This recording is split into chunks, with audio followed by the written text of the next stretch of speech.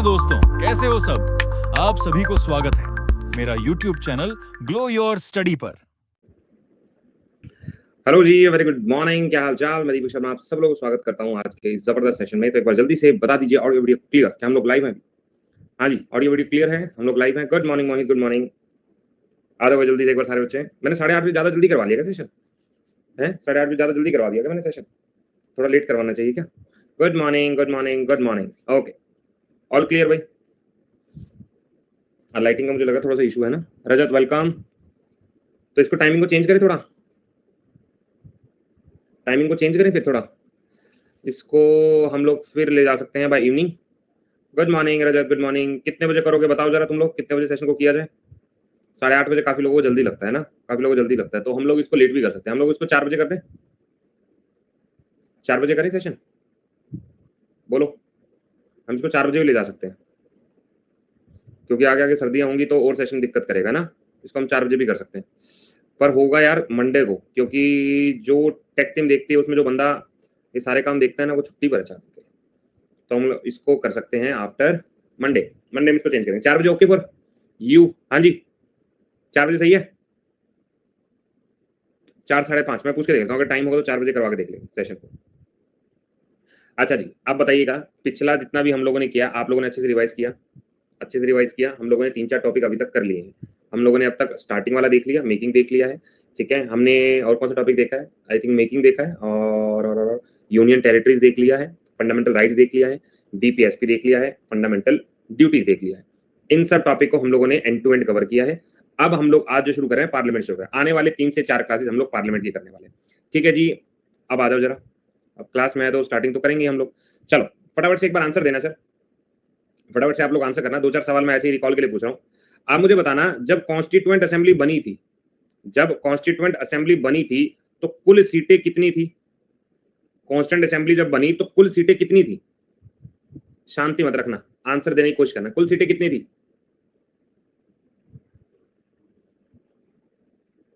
इतना याद रखेंगे? कोई बात। हमने कुछ कमेटीज के बारे में पढ़ा था। अगर किसी कमेटी के सामने यूनियन वर्ड लिखा आता है, किसी कमेटी के सामने यूनियन वर्ड लिखा आता है, तो वो कमेटी किसको बिलोंग करती है? बहुत बढ़िया, जवाहरलाल नेहरू। अच्छा मेरा कमेंट यार रुक गया था, ठीक है। कितने बजे? No sir, good morning. इस क्लास को सर ठीक है, ओके, मॉर्निंग में सही रहता है, ठीक है। अभी ये ठीक है, चलो मॉर्निंग में उठ जाओ सर, टाइमिंग मत चेंज करो, ठीक है। अभी यही रख लेते हैं जो अलग। नेक्स्ट क्वेश्चन का आंसर देना सर। आर्टिकल नंबर 33 किसको रिप्रेजेंट करता है? आर्टिकल नंबर 33 किसको रिप्रेजेंट करता है? याद करके बताओ। बहुत बढ़िया, रजत छा गए सर। बाकी सब लोग आंसर लगाओ। आर्म्ड फोर्सेस, या इसको मैं कोई फोर्सेस कह दूं, इसको पैरा फोर्सेस कह दूं, या आर्म्ड फोर्सेस कह दूं, तो आंसर मेरा सेम रहेगा। नेक्स्ट आ जाएगा सर, आर्टिकल नंबर 43 का बी पार्ट। क्या आंसर लगाऊंगा? 43 का बी पार्ट कह रहा हूं, क्या होगा आंसर? रिकॉल करो। Cooperative society. बहुत बढ़िया, इसको बी को हमने लिखा कोऑपरेटिव सोसाइटी। अच्छा 43 का ए पार्ट भी बताई दो लगे, 43 का ए पार्ट भी बता दो, तो आंसर क्या होगा? Management of industries, management of industries. अच्छा वेजेस वाला जो आंसर है वो 43 है। आर्टिकल 43 जो है लिविंग वेजेस को रिप्रेजेंट करता है, लिविंग वेजेस को रिप्रेजेंट करता है। अच्छा एक चीज ना थोड़ा सा मान के आप ये चलो कि पॉलिटी के अंदर स्टेटमेंट वाला क्वेश्चन बहुत अच्छे आ रहे हैं। 2 क्वेश्चन मैं आपको आइडिया दे दे रहा हूँ। एक क्वेश्चन आया था यूपीएससी से, और एक क्वेश्चन कोई आया है स्टेट लेजिस्लेचर से, ठीक है। ये मैंने अभी तक सीजीएल प्री के पेपर में 2 क्वेश्चन देकर, दोनों क्वेश्चन में उन्होंने अच्छी खासी जानकारी मांगी हुई है। तो इन सब जानकारियों का अच्छे से इस्तेमाल जब होगा जब हम लोग थ्योरी बहुत अच्छे से पढ़ेंगे। तो जितने भी सेशन हैं उन सबकी थ्योरी आप बहुत अच्छे से पढ़ेंगे, अदरवाइज गलती होने के चांसेस बहुत ज्यादा रहेंगे, ठीक है। चलिए, तो आज का टॉपिक है पार्लियामेंट्री सिस्टम। अब ये पार्लियामेंट्री सिस्टम कहना क्या चाहता हूं, देखो सर हम पार्लियामेंट को अच्छे जानते हैं, संसद है, इसका मतलब ये है। तो अगर मैं पार्लियामेंट को कंस्टिट्यूट करता हूं तो इसको मैं ये बोल दूं सर, एक होती है अध्यायिका जिसको बोलते हैं लेजिस्लेटिव, एक होती है एग्जीक्यूटिव कार्यपालिका, और एक होती है हमारे राष्ट्रपति। सर ये 3 चीज को अगर मैं मिलाऊं, इनको मैं ऐसे बांट लेता हूं, ऐसे बांट लेता हूं। लोकसभा ले लूं, राज्यसभा ले लूं, और राष्ट्रपति ले लूं, राष्ट्रपति ले लूं। अगर मैं इन तीनों को मिलाता हूं तो मेरी पार्लियामेंट बनती है। ये कहना क्या सही होगा? अगर मैं इन तीनों को मिलाऊं तो मेरा जाके कहीं पार्लियामेंट बनेगा, है ना। बहुत सीधी सी बात है। अब बच्चे कहते हैं सर राष्ट्रपति को क्यों आप शामिल कर रहे हो, जबकि सदन में लोकसभा राज्यसभा ही बैठते हैं। तो इस आदमी का क्या रोल है? इस आदमी का रोल सुनो सर। लोकसभा, ये राज्यसभा, लोकसभा, राज्यसभा, और तीसरा आता है प्रेसिडेंट। अब इसको एग्जाम्पल में फिट करते हैं। सर मुझे ना घर पे बाइक चाहिए, मुझे घर पे बाइक चाहिए, तो मैं हूँ राज्यसभा, कम लोगों की संख्या। मैंने कहा मम्मी प्लीज मुझे बाइक दिलवा दो, वो हायाबुसा। मम्मी कह रही पागल है, कितनी महंगी बाइक लेगा। तो मैंने क्या पास किया, मैंने अपनी तरफ से एक बिल पास किया, मुझे लेनी है हायाबुसा, ठीक है। मैंने ये बिल किसको दिया, मैंने मम्मी को ये बिल दिया। मम्मी ने शुरू में थोड़ी आनाकानी की, फिर मम्मी मान गए, तो मम्मी मान गए, मैं भी मान गया, हायाबुसा। अब ये बिल किसके पास भेज दिया, राष्ट्रपति के पास। राष्ट्रपति कौन, पापा। पापा ने जैसे बिल देखा, हायाबुसा 10 लाख रुपए, 8 लाख रुपए, मना कर दिया। ये बिल घूम के क्या आ गया, ये बिल वापस आ गया, वापस हम लोगों के पास, ये बिल पास नहीं हुआ। दिस टाइम मैं थोड़ा फिर रोया, मैंने कहा मम्मी प्लीज थोड़ा देख लो, तो मम्मी ने कहा ओके। हम लोगों ने सेम हायाबुसा के साथ दोबारा बिल भेजा और पापा के पास फिर इस बार बिल गया। तो पापा इस बार बिल को मना नहीं कर पाए, क्यों, क्योंकि मम्मी ने इस बार थोड़ा फोर्सफुली कहा कि भाई नहीं बाइक लेनी बच्चे को, बच्चा एकदम पैदल जा रहा है कॉलेज, तो बाइक ले। जब ऐसे में लोकसभा रहते दोबारा उस बिल को दे दे और राष्ट्रपति उस बिल पे करेगा साइन, क्योंकि पैसे तो वहीं से आएगा। तो जैसे उन्होंने यहाँ पे साइन किया, तो यहाँ पे जो अभी तक बिल घूम रहा था, जो घर में कागजों पे था, वो चेक में कन्वर्ट हो गया, एक्ट बन गया। अब ये क्या आ गया, ये हमारे कॉन्स्टिट्यूशन में शामिल हो गया। तो इन दोनों का काम होता है बिल को लाना और बिल के ऊपर साइन करके उसको कानून बनाना, ये राष्ट्रपति का काम होता है। क्या राष्ट्रपति सभी बिलों को रोक सकता है क्या, या कुछ गड़बड़ कर सकता है क्या बिलों को लेकर? अभी बिलों वाला टॉपिक आया नहीं, लेकिन हम एक आइडिया ले रहे हैं। सर अगर मैं कहूं कोई सामान्य बिल है, ऑर्डिनरी बिल है, कि घर में लेना है माइक्रोवेव, इसको सामान्य बिल मान के चलो, तो सामान्य बिल में राष्ट्रपति कैन डिनाई, राष्ट्रपति कैन डिनाई, ये मना कर सकता है कि मैं साइन नहीं कर रहा हूं। पहली बात समझ में आ गई, राष्ट्रपति मना कर सकता है अगर वो कोई सामान्य बिल होगा। सामान्य एग्जांपल दिमाग में रखेंगे कि घर पे छोटा सा कुकर लेके आना है, माइक्रोवेव लेके आना है, छोटा खर्चा, तो पापा ने कहा मैं इसको मना कर सकता हूं। लेकिन जब भी कोई कॉन्स्टिट्यूएंट असेंबली बिल होगा, जब भी कोई घर में बड़ा बदलाव के बारे में बात की जा रही है, या वो बिल ऐसा जिसमें पैसे के बारे में बात की जा रही है, अगर ये दोनों तरह के बिल आ रहे हैं, तो राष्ट्रपति पहली बार हो उसी में मना नहीं कर सकता, कैन नॉट डिनाई, मना ही नहीं कर पाएगा। अब जो बिल आएगा उसको साइन करना पड़ेगा, वो मना नहीं करेगा। तो मैं ये बोल सकता हूं क्या सर कि किसी बिल पे राष्ट्रपति रोक लगा सकता है, वो सिर्फ सामान्य बिल है? ये बात समझ में भाई, किसी बिल पे अगर राष्ट्रपति कहता है मैं साइन नहीं कर रहा हूं, वो सिर्फ सामान्य बिल हुआ। हाँ ये बात कुछ जमी। अब थोड़ा सा और देखते हैं। तो सर मैं ये कह दूं कि एक वर्ड हमने सुना है ज्वाइंट सेशन, एक वर्ड हम लोगों ने सुना हुआ है, सब लोगों ने सुना है सर, एक वर्ड होता है ज्वाइंट सेशन। ये ज्वाइंट सेशन भी हमेशा याद रख लेना, ओनली ऑन ऑर्डिनरी बिल। ये भी बात समझ में आ गई कि सामान्य बिल के ऊपर ही ज्वाइंट सेशन हो। ज्वाइंट क्या होता है, ये लोकसभा है, ये लोकसभा है, ये राज्यसभा है, किसी बिल को लेकर मतभेद हो गया, किसी बिल को लेकर मतभेद हो गया, 6 महीने से दोनों के बीच में वो बिल पड़ा है, तो राष्ट्रपति कहता है ठीक है आ जाओ ना, एक साथ दोनों को बुलाएगा और दोनों की एक ज्वाइंट सीटिंग करवा देगा, ज्वाइंट सेशन करवा देगा, आर्टिकल नंबर 108 में कहेगा आओ दोनों बैठ के वोट करते हैं और देखते हैं इसको पास कैसे करवाया जा सकता है। अब एसएससी इतना लल्लू सवाल तो नहीं पूछ रहा, एसएससी ने ये पूछा कि जब दोनों सदनों को बुला लिया गया, जब उनकी वोटिंग करवाई गई, तो वोटिंग कैसी होगी, सामान्य वोटिंग होगी या स्पेशल वोटिंग होगी? अब यहाँ पे समस्या आती है, ये सामान्य, ये सिंपल मेजोरिटी है, स्पेशल मेजोरिटी होता क्या? फिलहाल मैं वर्ड लिख रहा हूँ सिंपल, लेकिन मैं आपको समझाऊंगा ये सारी चीज, सिंपल क्या होती है, स्पेशल क्या होती है, रेक्टिफिकेशन क्या होती है, इन आज ही समझेंगे। चलिए सबसे पहले हम पार्लियामेंट के बारे में बात करते हैं। अभी तक की कहानी सबको क्लियर, एक रफ आइडिया क्लियर यहां तक? और हमेशा याद रखना, जैसे हम पार्लियामेंट यहां पर पढ़ेंगे, आज पार्लियामेंट पढ़ेंगे, ये सेम पैरेलल के अंदर मैं स्टेट की विधानसभा भी पढ़ूंगा। जैसे यहाँ पे लोकसभा उठाऊंगा, ऐसे यहाँ पे किसको उठाऊंगा, स्टेट लेजिस्लेटिव को, विधानसभा को। यहाँ पे राज्यसभा है, यहाँ पे विधान परिषद होगी, यहाँ पे पीएम है, यहाँ पे सीएम होगा, यहाँ पे प्रेसिडेंट है, यहाँ पे गवर्नर होगा, ठीक है। तो सेम प्रोसेस में हम लोग काम करेंगे। यहाँ पे एमपी है, यहाँ पे एमएलए है, यहाँ पे एमपी ही काउंट होता है, लेकिन यहाँ पे एमएलसी भी काउंट होता है। तो ये सारे सिनेरियो में हम लोग बात करने वाले हैं, ठीक बात। अब पहला पॉइंट, पार्लियामेंट्री बेसिकली क्या है हमारे देश के अंदर? देखो बेसिकली दो तरह की सरकारें चलती है, एक होती है पार्लियामेंट्री और एक होती है राष्ट्रपति। दो तरह का सेशन जो है हम लोग मान के चलते हैं कि ये दो तरह का होता है। हम लोग किसको फॉलो करते हैं? हम लोग संसदीय सरकार को फॉलो करते हैं, पार्लियामेंट्री सिस्टम को हम लोग फॉलो करते हैं। दूसरा सिस्टम क्या होता है? दूसरा होता है प्रेसिडेंशियल, ठीक है। प्रेसिडेंशियल के एग्जाम्पल कैसे, एग्जाम में क्या आएगा बताओ, इनमें से कौन सा देश जो है जहां पर राष्ट्रपति एक सरकार चालू रहती है? तो यूएसए हो गया, ब्राजील हो गया, रशिया हो गया, श्रीलंका हो गया और बहुत सारे। लेकिन हम लोग किसको फॉलो करते हैं? पार्लियामेंट्री गवर्नमेंट को फॉलो करते हैं। यानी हम लोगों के पास एक कैबिनेट गवर्नमेंट होती है। ये कैबिनेट सरकार क्या है अभी आते हैं। कैबिनेट को ही हम रिस्पॉन्सिबल गवर्नमेंट बोलते हैं। अब क्वेश्चन ये पूछा गया था, Westminster model of government किसका है? हम लोगों का है। ये क्या मतलब है इसका वेस्ट मिनिस्टर का? ब्रिटिश में ना एक जगह है जहां पे उनकी सरकार बैठती है, उस जगह को वेस्टमिनिस्टर कहते हैं। तो हमारा बहुत सारी चीजें उनसे लिए हम लोगों ने, तो इसीलिए, और मॉडल भी लगभग वैसा ही है, तो इसीलिए हमारा जो मॉडल है उसी को कई बार वेस्टमिनिस्टर मॉडल बोला जाता है। कहाँ कहाँ पे है? ब्रिटेन में है, जापान में है, कनाडा में है और इंडिया में है। इतनी बात समझ में आई? अब इनका मतलब क्या? अच्छा, एक थोड़ा सा वर्ड यहाँ पे देखना, एक व्यक्ति का नाम याद कर लीजिएगा, आईवी और जेनिंग। इन व्यक्ति ने क्या बोला था कि पार्लियामेंट्री सिस्टम जो है इसी को हम कैबिनेट सिस्टम कहते हैं। थोड़ा और मजा करते हैं। सर मैं ये बोल रहा हूं, अगर मेरे पास यहाँ पे पार्लियामेंट्री फॉर्म है और एक तरफ प्रेसिडेंशियल फॉर्म है, तो आप मोटा सा एक पॉइंट याद रखिएगा, यहां पर मेन पावर किसके पास है? सर मेन पावर जो होगी वो प्रेसिडेंट के पास होगी, और इसका कोई रिलेशन नहीं है, कोई रिस्पॉन्सिबिलिटी, नॉट या नो रिस्पॉन्सिबिलिटी विद लेजिस्लेटिव और एग्जीक्यूटिव। लेजिस्लेटिव और जो कार्यपालिका और अध्यायिका, इनसे कोई लेना देना नहीं है, ये अलग है। लेकिन यहाँ पर एक दूसरे पे क्या है? डिपेंडेंट है। और यहाँ पे मेन पावर किसके पास है? पीएम के पास है। तो एक थोड़ा सा डिफरेंस हमको समझ में आ गया। सर ब्रिटिश कॉन्स्टिट्यूशन ने और पॉलिटिकल एक्सपर्ट ने प्राइम मिनिस्टर को क्या बोला है? Primus inter Paris. ये पेपर का सवाल है, इसका मतलब क्या है? थोड़ी सी बात ध्यान से सुनो।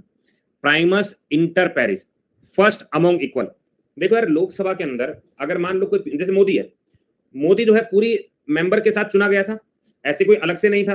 तो उन सब सदस्यों के अंदर मान लेते हैं लोकसभा में चुना गया था, तो लोकसभा के जितने एमपी हैं उन सब एमपी में इसको पहला बोला जाता है, फर्स्ट अमोंग इक्वल। जितने भी लोग हैं उनमें पहला, इसको बोलते हैं प्राइमस इंटर पेरिस। बात समझ में? एग्जाम में अगर क्वेश्चन आएगा तो सबसे बड़ी प्रॉब्लम यही रहेगी कि हम लोग इस पॉइंट को नहीं पकड़ पाएंगे।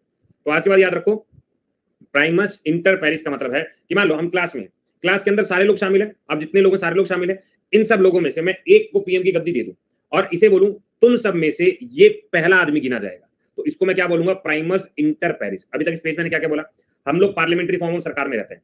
हमारी सरकार के साथ एग्जांपल किसका लिया? Britain, Japan, Canada, India. दूसरा, प्रेसिडेंशियल फॉर्म गवर्नमेंट वो होता है जहां पर राष्ट्रपति जो है मेन पावर में होता है और उसका इलेक्शन जो है वो डायरेक्ट होता है। हमारे कैसे होता है? इनडायरेक्ट। क्या तुमने देखा राष्ट्रपति के चुनाव में हम लोग हिस्सा लेते हैं? हमेशा दो वर्ड का ध्यान रखना, डायरेक्ट इलेक्शन और इनडायरेक्ट इलेक्शन। डायरेक्ट वो होगा जिसमें हम लोग डायरेक्ट जाएंगे और वोट करेंगे, और इनडायरेक्ट क्या होगा? जिसमें हम वोट नहीं करेंगे। तो अभी मैं बात कर रहा हूं कि हमारे, अच्छा बताना, हमारे राष्ट्रपति का कैसे इलेक्शन होता है? हमारे यहाँ राष्ट्रपति का कैसा इलेक्शन होता है? डायरेक्ट होगा, इनडायरेक्ट होगा? रजत, अच्छा बाकी लोग जल्दी से बोलते रहो, बड़ा शर्माए मत करो। रजत और पुतिन कह रहे हैं इनडायरेक्ट होता है। हमेशा इस वर्ड का ध्यान रखना, जहां पे हम लोग गए और वोट किया वो डायरेक्ट, जहां पे हम लोग घर पे बैठे रहे और हमारे द्वारा कुछ मेंबर को चुना गया और वही आगे चुन रहे हैं, तो उसे इनडायरेक्ट कहते हैं। ठीक बात। अगली बात, मैंने आइवर जेनिंग के बारे में बोला कि इन्होंने बोला है कि जो पार्लियामेंट्री फॉर्म होती है इसी को कैबिनेट सिस्टम बोलते हैं। अभी कैबिनेट वर्ड क्या है? देखो, जैसे हम लोग कहते हैं हमारा कैबिनेट मंत्रिमंडल है और ये 15% जितनी सीट है उससे ज्यादा नहीं होना चाहिए, इंक्लूडिंग प्राइम मिनिस्टर। ये लोगों का काम होता है कि जितने भी मेन डिसीजन, जितने भी मुख्य डिसीजन हो, उन डिसीजन को लेने का काम ये कौन करता है? ये वो कैबिनेट करती है। आपने देखा होगा कि कभी कभार ऐसा होता है यार कैबिनेट की मीटिंग चल रही है। कैबिनेट मीटिंग का मतलब क्या है? कुछ खास लोग जो पर्टिकुलरली चीज के चुने गए हैं और उनका काम होता है देश का ओवरऑल मेन डिसीजन लेने में मदद करना। ठीक बात। फिर मैंने थर्ड लास्ट पॉइंट बोला कि प्राइम मिनिस्टर को प्राइमस इंटर पेरिस बोलते हैं। अपने ही लोगों में पहला व्यक्ति जो होता है वो प्राइम मिनिस्टर होता है। ठीक बात। आगे आ दो। अच्छा, आज आप लोग ना बहुत सारी नई चीजें सीखेंगे, तो घबराना नहीं, सीखने की कोशिश करना है। अभी तक सब लोग क्लियर? छोटी सी जो हमने बात की है अभी तक सब लोग क्लियर, कोई दिक्कत नहीं। अब मैं बात कर रहा हूं अमेंडमेंट ऑफ कॉन्स्टिट्यूशन। ये वर्ड आप लोगों ने बहुत बार सुना होगा कि संविधान के अंदर संशोधन करना है। संशोधन क्यों करना है? रीजन बताओ इसका। सर देखो, मैं ये कहता हूं कि अगर मैं ये कहूं कि हमारा संविधान जब बनाया गया तब से लेकर आज तक हमारे सोसाइटी में, समाज में बहुत ज्यादा आ गए हैं बदलाव, तो इन सब बदलाव को अगर हमारा कॉन्स्टिट्यूशन नहीं अपनाएगा तो हमारे कॉन्स्टिट्यूशन में बहुत सारी कमियां आ जाएंगी।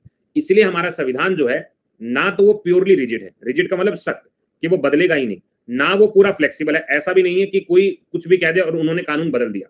तो इस रिजिडिटी और फ्लेक्सिबल के बीच में हम लोग क्या करते हैं? एक अमेंडमेंट लेके आते हैं। जहां बहुत जरूरत होती है वहां पर कॉन्स्टिट्यूशन के अंदर संशोधन किया जाता है, लेकिन इस चीज का हमेशा ध्यान रखा जाएगा कि संशोधन वही होगा जहां पर संविधान का बेसिक स्ट्रक्चर में बदलाव नहीं आएगा। ये वर्ड ध्यान रखना। केशवानंद भारती केस में बोला गया था 1973 कि संविधान का जो भी बेसिक स्ट्रक्चर होगा, कोई भी संशोधन करो लेकिन इस स्ट्रक्चर में बदलाव नहीं आएगा। अब मैं तुमसे ये बात कहूं कि तुम सब लोग इस क्लास में बैठे हो, तुम कुछ भी बात कर सकते हो लेकिन बेसिक बात से ऊपर नहीं जाओगे। अब तुम कहोगे बेसिक बात क्या है? यही लोचा है। संविधान में ये लिख दिया कि बेसिक स्ट्रक्चर खराब मत करना, लेकिन ये डिफाइन नहीं किया what is the basic structure. वो बेसिक स्ट्रक्चर है क्या? तो इसीलिए फिर अपनी मनमर्जी से थोड़ा थोड़ा बदलाव करते हैं।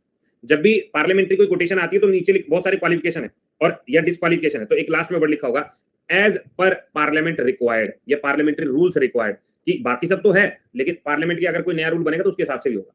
तो वो एग्जैक्टली वही बात है कि तुम क्लास में शरारत नहीं करोगे, लेकिन लेवल ऑफ शरारत क्या होगी वो मैं डिसाइड करूंगा। कि कोई अगर कान में भी कहे ओ पेंसिल दियो, बाहर निकल जाए क्लास से, मतलब वो मैं डिसाइड करूंगा। और कोई अगर किसी को पेन भी मार रहा है, शरारत नहीं है बेटे, नहीं ऐसे नहीं करते, तो डिसाइड बाय द गवर्नमेंट। आगे आ जाओ। अब अमेंडमेंट हमने बोला, अब मैंने कहा like any other written constitution, अपना लिखा हुआ सबसे लंबा संविधान है, फीचर में पढ़ेंगे ये, तो हम लोगों का लिखा हुआ सबसे लंबा संविधान है, तो इस संविधान को बदलाव की भी जरूरत है। तो सबसे पहले हमें आर्टिकल याद करना, आर्टिकल नंबर 368। आर्टिकल नंबर 368 ये कहता है कि अगर तुम्हें संविधान के अंदर संशोधन लाना है, यूज मी, लेकिन क्वेश्चन क्या आया था, किस भाग में, ये इस बार की सीजीएल का क्वेश्चन है।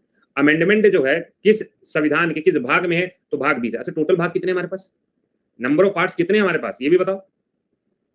20, 22, 17, 18, 25, अच्छा 22 है, 25 तो नहीं है, बहुत बढ़िया, 25 है, 22 पुराने वाले हैं, 22 तो पुराने हैं, जब संविधान बना था। 8 शेड्यूल, 395 आर्टिकल और 22 भाग, तो आप 25 लगा लो ना, ठीक ठीक ले लो, महंगाई बढ़ गई है तो 25 लगा लेंगे। तो उनमें से 20वें भाग के अंदर 368 के अंदर अमेंडमेंट के बारे में चर्चा की गई है। सही बात, आगे आ जाओ। अब अमेंडमेंट का प्रोसेस क्या होता है, अब तुम आज ना एक्चुअल में तुम पॉलिटी पढ़ोगे।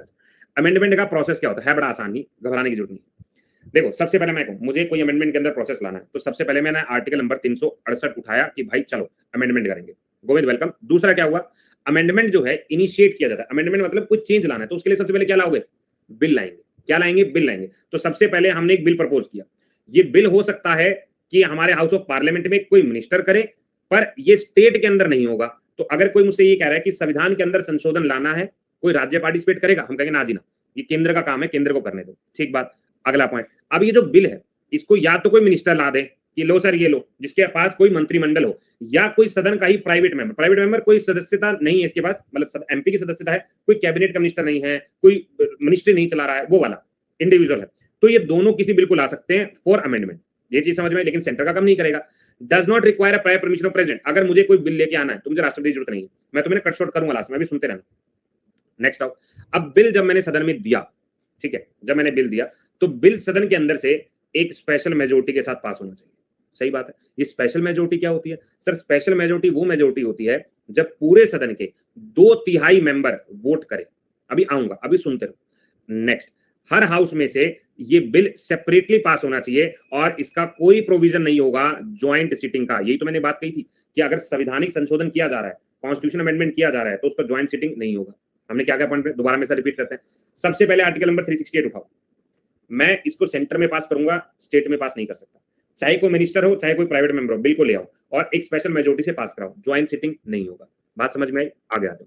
जब हम इसके बारे में बात करते हैं, अगर किसी बिल को फेडरल प्रोविजन, ये फेडरल प्रोविजन का मतलब क्या होता है, अगेन नया वर्ड है सर। फेडरल का मतलब होता है शक्तियों का विभाजन, यानी ये बिल जो होगा वो केंद्र और राज्य दोनों को टच कर रहा होगा, दोनों की पावर के बीच में आ रहा होगा। तो इस तरह का कोई अगर प्रॉब्लम आता है तो वहां पर राज्य की रेक्टिफिकेशन ली जाती है। सर नहीं समझ में, सुनो, मैंने बोला कोई बिल है, इसको मैंने वर्ड में डाल दिया फेडरल। फेडरल का मतलब डिवीजन ऑफ पावर, कोई फेडरल प्रोविजन है। तो ऐसे प्रोविजन के अंदर मैंने कहा कि पार्लियामेंट जो है उसको सिंपल वही जो पहले करा था, एक स्पेशल मेजोरिटी 2/3 मेजोरिटी से पास करेगा। लेकिन हर एक राज्य से पूछा जाएगा कि तुम्हें 15 कम से कम, मतलब 50% +1, यानी सिंपल मेजोरिटी से तुम भी पास कर दो, ताकि सब राज्य से इसको पास समझा जाए। अगर सब राज्य इसको पास नहीं करेंगे तो बिल रुक जाएगा। बात समझ में आ रही सर? हाँ जी, बात समझ में आ रही है? आगे चले, आगे चले। अभी थोड़ा सब्र रखना, आज हम नई चीज सीख रहे, सब्र रखना। आगे बढ़ते हैं सर। जब दोनों सदनों से इसको पास कर दिया गया, ठीक है, और राज्य ने भी पास कर दिया, तो यहां पर इसको प्रेसिडेंट के सामने रखा जाएगा और प्रेसिडेंट साइन करेगा, और तब जाके हम उसको अमेंड समझेंगे कि हम लोग उसको अमेंड कर सकते हैं। राष्ट्रपति इसको वापस नहीं कर सकता है, और जब ये अमेंडेड होगा तो इसी को हम कॉन्स्टिट्यूशन के अंदर शामिल कर लेंगे। आओ जी समझो। मैंने कहा what is the procedure of amendment. हमें संशोधन करना है, उसका तरीका क्या है, आ जाओ मेरे साथ। सबसे पहले मैंने आर्टिकल नंबर 368 उठाया, सही बात। दूसरा सर, ये अब तुम लोग आंसर करोगे, क्या ये केंद्र में प्रस्तुत होगा या राज्य में? इसे पार्लियामेंट प्रस्तुत करेगा या स्टेट प्रस्तुत करेगा? आंसर लगाओ। क्या इसे पार्लियामेंट में पेश किया जाएगा या स्टेट में पेश किया जाएगा? पार्लियामेंट में। तो ये हो गया नेक्स्ट पॉइंट कि इसे पार्लियामेंट में करेंगे, नॉट इन स्टेट, राज्यों में नहीं करेंगे। अब मुझे एक चीज बताओ, पार्लियामेंट के अंदर कोई मिनिस्टर प्रस्तुत करेगा या कोई प्राइवेट मेंबर भी कर सकता है? कोई मिनिस्टर ही इस बिल को लेके आएगा या प्राइवेट भी कर सकता है? दोनों कर सकते हैं। तो हमारा थर्ड पॉइंट क्या हुआ, कोई मिनिस्टर भी कर सकता है या कोई प्राइवेट आदमी भी कर सकता है। ठीक बात। अब इसके ऊपर बताओ, पार्लियामेंट के अंदर अगर कोई संवैधानिक संशोधन है तो सिंपल मेजोरिटी होगी या स्पेशल मेजोरिटी होगी? आंसर लगाओ। सिंपल होगी या स्पेशल होगी? बहुत बढ़िया, सिंपल या स्पेशल? स्पेशल होगी। क्या होगी? Special majority. इस स्पेशल मेजोरिटी के अंदर मैं स्टेट को रेक्टिफाई करवाऊंगा। अगर कोई फेडरल प्रोविजन आता है तो अब पार्लियामेंट के अंदर तो मैंने कर ली यहाँ पे स्पेशल। अब मुझे ये चीज बताओ, क्या स्टेट भी स्पेशल करेगी? स्टेट भी स्पेशल मेजोरिटी से पास करेगी या सिंपल करेगी? सिंपल करेगी। किससे करेगी? सिंपल रेक्टिफिकेशन, यानी जितने राज्य हैं उसका आधा से एक ज्यादा, तो उसको पास समझा जाएगा। ये हो गया। अब एक चीज मुझे बताओ, अगर ये बिल पार्लियामेंट से पास है, पार्लियामेंट से पास है, स्टेट से पास है, अब ये बिल किसके पास जाएगा? पार्लियामेंट से पास, स्टेट से पास, ये बिल अब किसके पास जाएगा? रजत बहुत बढ़िया, प्रेसिडेंट के पास जाएगा। किसके पास गया? प्रेसिडेंट के पास। क्या प्रेसिडेंट इसको मना कर सकता है? क्या प्रेसिडेंट इसको मना कर सकता है? क्या प्रेसिडेंट कभी मना नहीं करेगा, नेवर डिनाई, इसको मना ही नहीं कर पाएगा। और राष्ट्रपति को इस पे क्या करना पड़ेगा? साइन करना पड़ेगा, और यहीं से क्या बन जाएगा? कॉन्स्टिट्यूशनल अमेंडमेंट जो है बिल बन जाएगा। ठीक है, बात समझ में आ गई? बात समझ में आ गई? क्या इसके ऊपर ज्वाइंट सिटिंग हो सकती है? क्या कोई कॉन्स्टिट्यूशनल बिल लोकसभा राज्यसभा में फंसा हुआ है, क्या कोई ज्वाइंट सिटिंग हो सकती है? भाई आंसर होगा नहीं, ज्वाइंट सिटिंग नहीं हो सकती अगर वो कॉन्स्टिट्यूशनल बिल है। Procedure for constitutional amendment. बोलो जी, बात सबको समझ में आ गई? एक बार सारे बच्चे बताओ यार, जितने बच्चे क्लास के अंदर, सारे बच्चे बताओ क्या बात समझ में आ गई? मुझे पता है तुम ये टॉपिक नहीं पढ़ते पहले, लेकिन पढ़ो, एग्जामिनर पूछ रहा है तो क्यों नहीं पढ़ेंगे? ठीक है, कोशिश किया बिल्कुल एकदम इजी लैंग्वेज में बताने की, कि जितना आसान हो सकता है उतना। ठीक है, आगे बढ़ा जाए। हल्का सा मजा आया कुछ? हाँ यार, आज तो कुछ सीखा नहीं। अब आ गया सर, अब हम लोग बात करते हैं तीन तरह की अमेंडमेंट की। अभी तक तो हम यही पढ़ रहे थे कि सिंपल है, स्पेशल है और स्पेशल। अब इनकी केसेस भी तो जानने। एग्जांपल आ गया, बताओ इनमें से कौन सा बिल जो है वो स्पेशल मेजोरिटी के अंदर आता है, या इनमें से कौन सा बिल सिंपल के अंदर आता है, या स्पेशल विद स्टेट रेक्टिफिकेशन आता है। ऐसे कौन से एग्जांपल होंगे? अब मैं तुम्हें एक्चुअल में तुम्हें खिलाड़ी बना दूंगा। तो अब हमें समझ में है तीन बिल। सबसे पहला हमारे पास आता है भाई सिंपल मेजोरिटी। अब सिंपल मेजोरिटी का समझ लो, सिंपल मेजोरिटी कहना क्या चाह रहा है? सिंपल मेजोरिटी का सिंपल सा मतलब है कि यहां पर दोनों सदन, जितने भी हाउस के सदन है, आर्टिकल नंबर 368 के अंदर ये कह रहे हैं कि हम लोग सिंपली तरीके से उसको पास करेंगे। कौन कौन से हो सकते हैं? जैसे admission establishment of new state. Exam में क्वेश्चन आया था कि जब भी हम कोई नया राज्य बनाते हैं या फॉर्म करते हैं तो उसमें किस तरह की मेजोरिटी होती है। और बहुत सारे बच्चे स्पेशल लगा के आए थे, कह रहे यार कोई स्टेट अपने देश के अंदर जोड़ा जा रहा है, कोई एरिया जोड़ा जा रहा है, तो स्पेशल तो हो गई। तो उसके लिए उन्होंने स्पेशल लगाया था, लेकिन आंसर क्या होगा? सिंपल होगा। ठीक है, article number abolition creation of legislative council of state. आप लोगों ने ये वर्ड सुना होगा कि भारत के 6 राज्य ऐसे हैं जिनके पास 2 सदन है, जिनके पास 2 सदन है। तो ऐसा किसी को सदन बनाना है तो पार्लियामेंट उसको लेकर भी सिंपल मेजोरिटी देगी, स्पेशल नहीं देगी। एक्चुअल में क्वेश्चन है सर। ठीक, अगला पॉइंट मैं सेकंड शेड्यूल छोड़ दूंगा, जो इंपॉर्टेंट सिर्फ उनके ऊपर। Rule of procedure of parliament सिर्फ ये याद करेंगे। ठीक, यूज ऑफ ऑफिशियल लैंग्वेज ये याद करेंगे, और 5वां शेड्यूल और 6ठा शेड्यूल ये याद करेंगे। बहुत है। दोबारा सुनो, मैंने कहा पार्लियामेंट ये कह रही है कि मैं पहले ही डिसाइड करके रखती हूँ कि इस तरह का कोई चीज मेरे पास आएगी तो मुझे क्या करना है। मुझे नया स्टेट बनाना है, मुझे फॉर्मेशन करनी है, अगर मुझे लैंग्वेज यूज करनी है, अगर 5वां शेड्यूल है, 6ठा शेड्यूल है, तो इन सब को लेकर मुझे नया स्टेट के अंदर दूसरा सदन बनाना है। इन सब में मैं सिंपल काम, इन सब में क्या करूंगा? मैं सिंपल काम करूंगा, सिंपल मेजोरिटी दूंगा। अब आपके सामने क्वेश्चन, मान लो एग्जाम में आ रहा है, क्वेश्चन लिखा only simple majority is used. ठीक है, आपको आंसर देना नहीं है, एक ऑप्शन इनमें से नहीं है। ऑप्शन दिया गया है abolition of new state, next है 4th शेड्यूल, ऑप्शन है 5th शेड्यूल, ऑप्शन है 6th शेड्यूल। एक बार मुझे फटाफट से आंसर देना, करेक्ट आंसर क्या होगा? इनमें से एक में सिंपल मेजोरिटी नहीं चलेगी।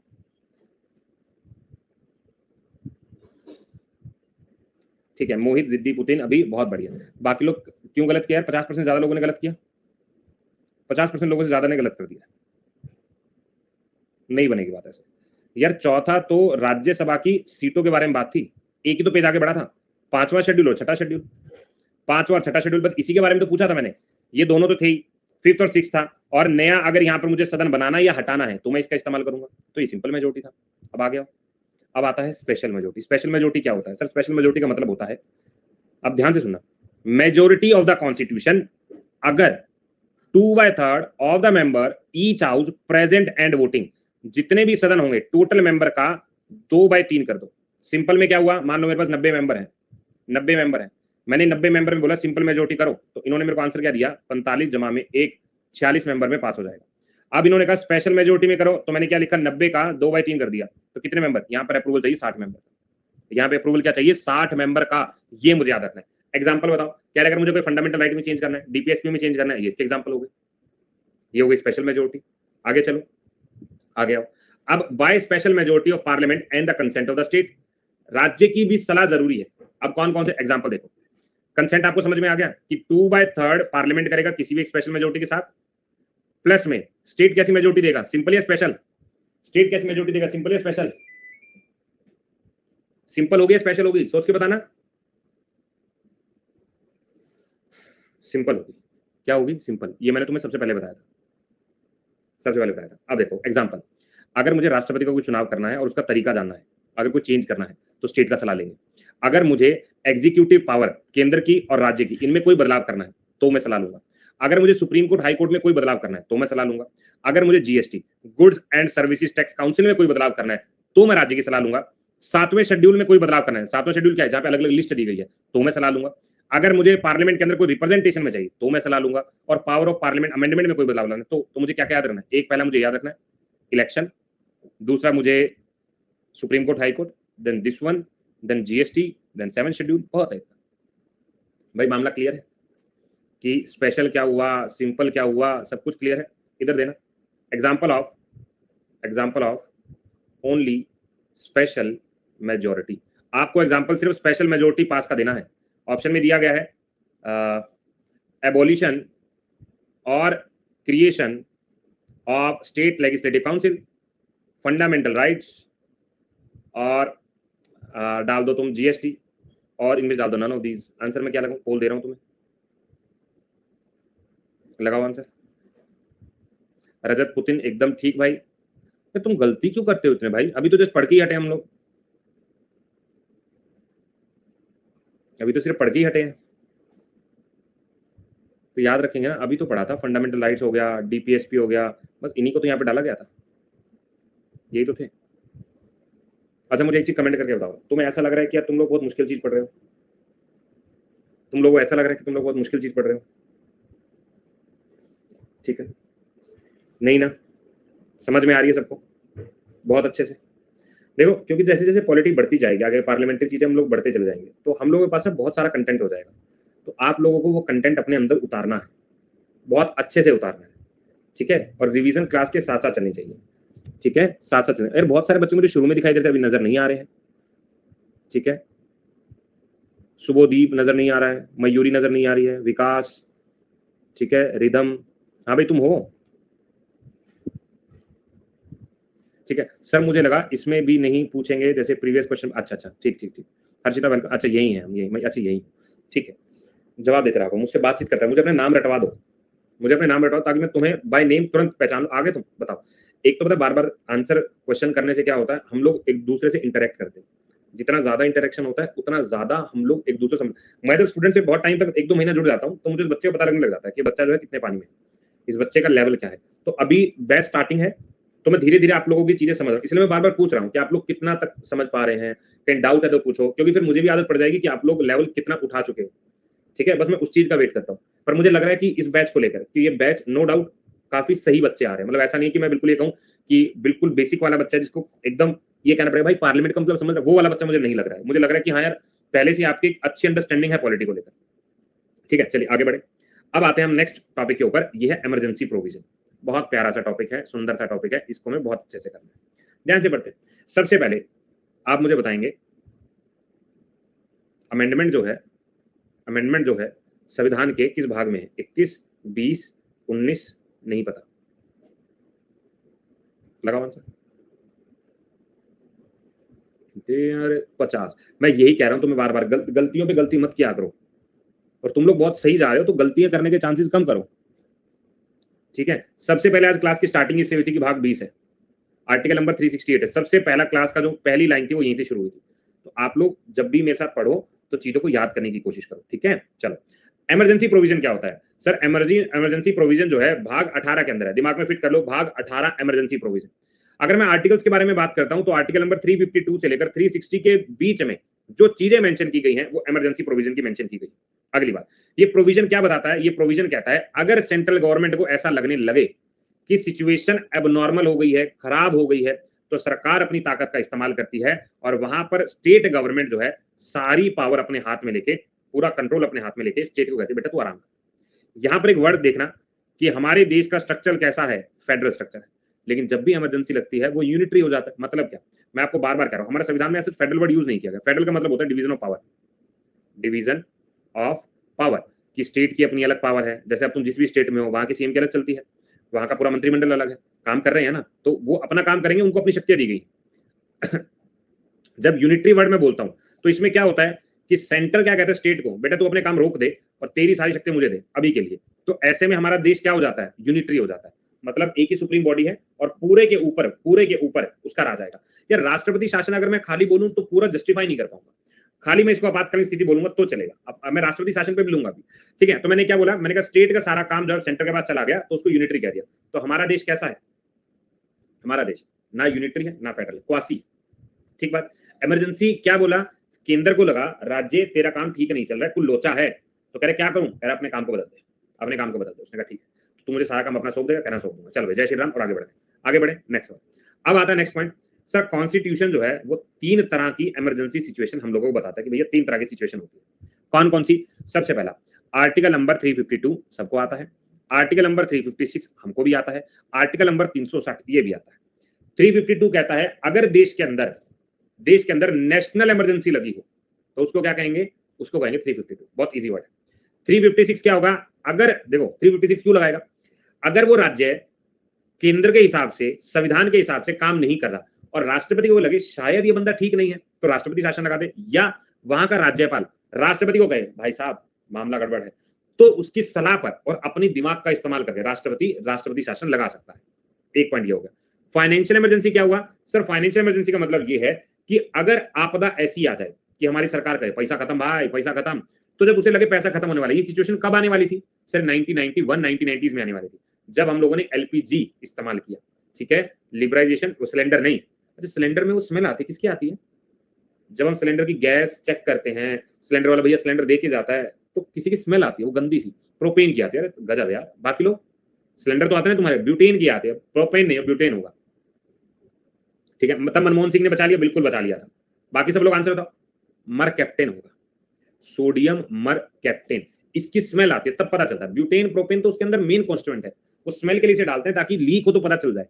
ये भी क्वेश्चन एसएससी का पूछा गया है। अच्छा यार तुम्हें ना मेरे साथ पढ़ने का एक फायदा हो सकता है, अब मैं फायदा बताऊं, क्योंकि मैं सारे सब्जेक्ट पढ़ाता हूँ जीएस में, तो मैं तुम्हें हर जगह हर डायरेक्शन में इथाइल लगाओ मिथाइल लगाओ, ठीक है, मर कैप्टेन मीन, ठीक है। अब मैं ये कह रहा हूँ कि मैं सारे सब्जेक्ट पढ़ाता हूँ तो मैं तुम लोगों को एक डाइवर्सिफिकेशन बार बार देता रहूंगा, पूछ कहीं रहा हूँ जा कहीं रहा हूँ, तो तुम लोग हमेशा मेरे साथ हर सब्जेक्ट में जुड़े रहोगे। तो हमने क्या बोला, 3 टाइप ऑफ इमरजेंसी है, 352, 356 और 360। क्या 360 आज तक एक बार भी लगी, नहीं आज तक ये नहीं लगी, बाकी तो लगी है। अच्छा आप कमेंट करके फटाफट से बताओ, अगर मैं कहूं आर्टिकल नंबर 356 राष्ट्रपति शासन है, सबसे पहली बार किस राज्य में लगा था, तो आंसर में क्या लगाऊं, सबसे पहले मैंने किस पंजाब में, बहुत बढ़िया, किसमें लगा था, पंजाब में लगा था। अब थोड़ा आगे सुनो, सबसे पहले एक पढ़े, इसी को हम नेशनल इमरजेंसी बोलते हैं। अच्छा कई बार ना एग्जाम में ऐसे लिखा आता है कि बताओ प्रोक्लेमेशन ऑफ इमरजेंसी, इमरजेंसी लगाना ये किस आर्टिकल का पार्ट है। अगर यार एक डाउट क्रिएट हुआ है क्या, ठीक है इधर सुनो, हमने क्या बोला कि कई बार एक वर्ड लिखा आता है, सिर्फ ऊपर लिखा था प्रोक्लेमेशन ऑफ इमरजेंसी, इमरजेंसी लगा दूंगा, तो उसको भी नेशनल इमरजेंसी कहते हैं। अगर कहीं लिखा आता है स्टेट इमरजेंसी, तो आंसर क्या होगा, प्रेसिडेंशियल, स्टेट इमरजेंसी है। इसी को कॉन्स्टिट्यूशनल इमरजेंसी बोलते हैं, संविधान का फेलियर हो रहा है तो भी इसका इस्तेमाल हम लोग करते हैं, ठीक है। आगे चलो, आगे आ जाओ। सबसे पहले हम बात करेंगे आज 352 की, धीरे धीरे करके एक एक पार्ट समझेंगे। अब मुझे एक चीज बताओ, अगर मैंने ये लिखा है कॉन्स्टिट्यूशनल इमरजेंसी लगी हुई है, तो इसका मतलब क्या होगा, इसका मतलब होगा article number 352, article number 356, article number 360 और नन ऑफ दीज। एक बार कमेंट सेक्शन में फटाफट से आंसर लगाना, इसका मतलब क्या है, इसका मतलब है क्या। मोहित, रजत, अभी, प्रदीप, पुतिन, बहुत बढ़िया है, बहुत बढ़िया, गजब, 77%, यानी अब भी कुछ लोचा है, कुछ बच्चों ने अब भी गलती कर दी। यार गलती मत किया करो मेरे प्यारे दोस्तों, 356 है, ठीक है, नाइस कंटेंट, थैंक यू जी। तो ये क्या है, यही तो है जिसको अभी मैंने बोला था स्टेट इमरजेंसी लगी हो, या इसी को मैं राष्ट्रपति शासन भी बोल सकता हूं, ठीक है। चलो अब सबसे पहले हम 352 समझेंगे। 352 है क्या, देखो समझाने का तो बस इतना ही बोल सकता हूं कि 352 के अंदर नेशनल इमरजेंसी लगती है, एक बाहर एक्सटर्नल और एक इंटरनल, लेकिन हम डीप पे समझेंगे। 352 के अंदर राष्ट्रपति को जब ये लगे यार सिचुएशन खराब हो गई है, बाहर से कोई लड़ने आ सकता है या इंटरनली कोई रिबेल हो सकता है। अच्छा एक चीज मुझे बताओ, क्या ये लड़ाई से पहले भी नेशनल इमरजेंसी लगा सकते हैं क्या, लड़ाई से पहले भी राष्ट्रपति नेशनल इमरजेंसी लगा सकता है क्या, तो आंसर होगा यस लगा सकता है। अगर उसको ये लगने लगे कि यार लड़ाई होने वाली है, मुझे सिचुएशन खाली करवानी है, तो जब उसे सिर्फ और सिर्फ आभास हो कि शायद, तो वो लगा सकता है। ठीक है, मैं यहाँ पे मेंशन भी कर रहा हूँ। ठीक है, इट में be noted president can declare national emergency before the actual occurrence. Actual लड़ाई होने से पहले अगर उसे फील हो जाए तो भी लगा सकता है। ठीक है, अगली बात, सर नेशनल इमरजेंसी बेसिकली दो चीजों पे काम करती है। एक हो गया लड़ाई, जैसे भारत चाइना, भारत पाकिस्तान, अगर हमारी लड़ाई हो जाती है तो वो एक इमरजेंसी सिचुएशन है।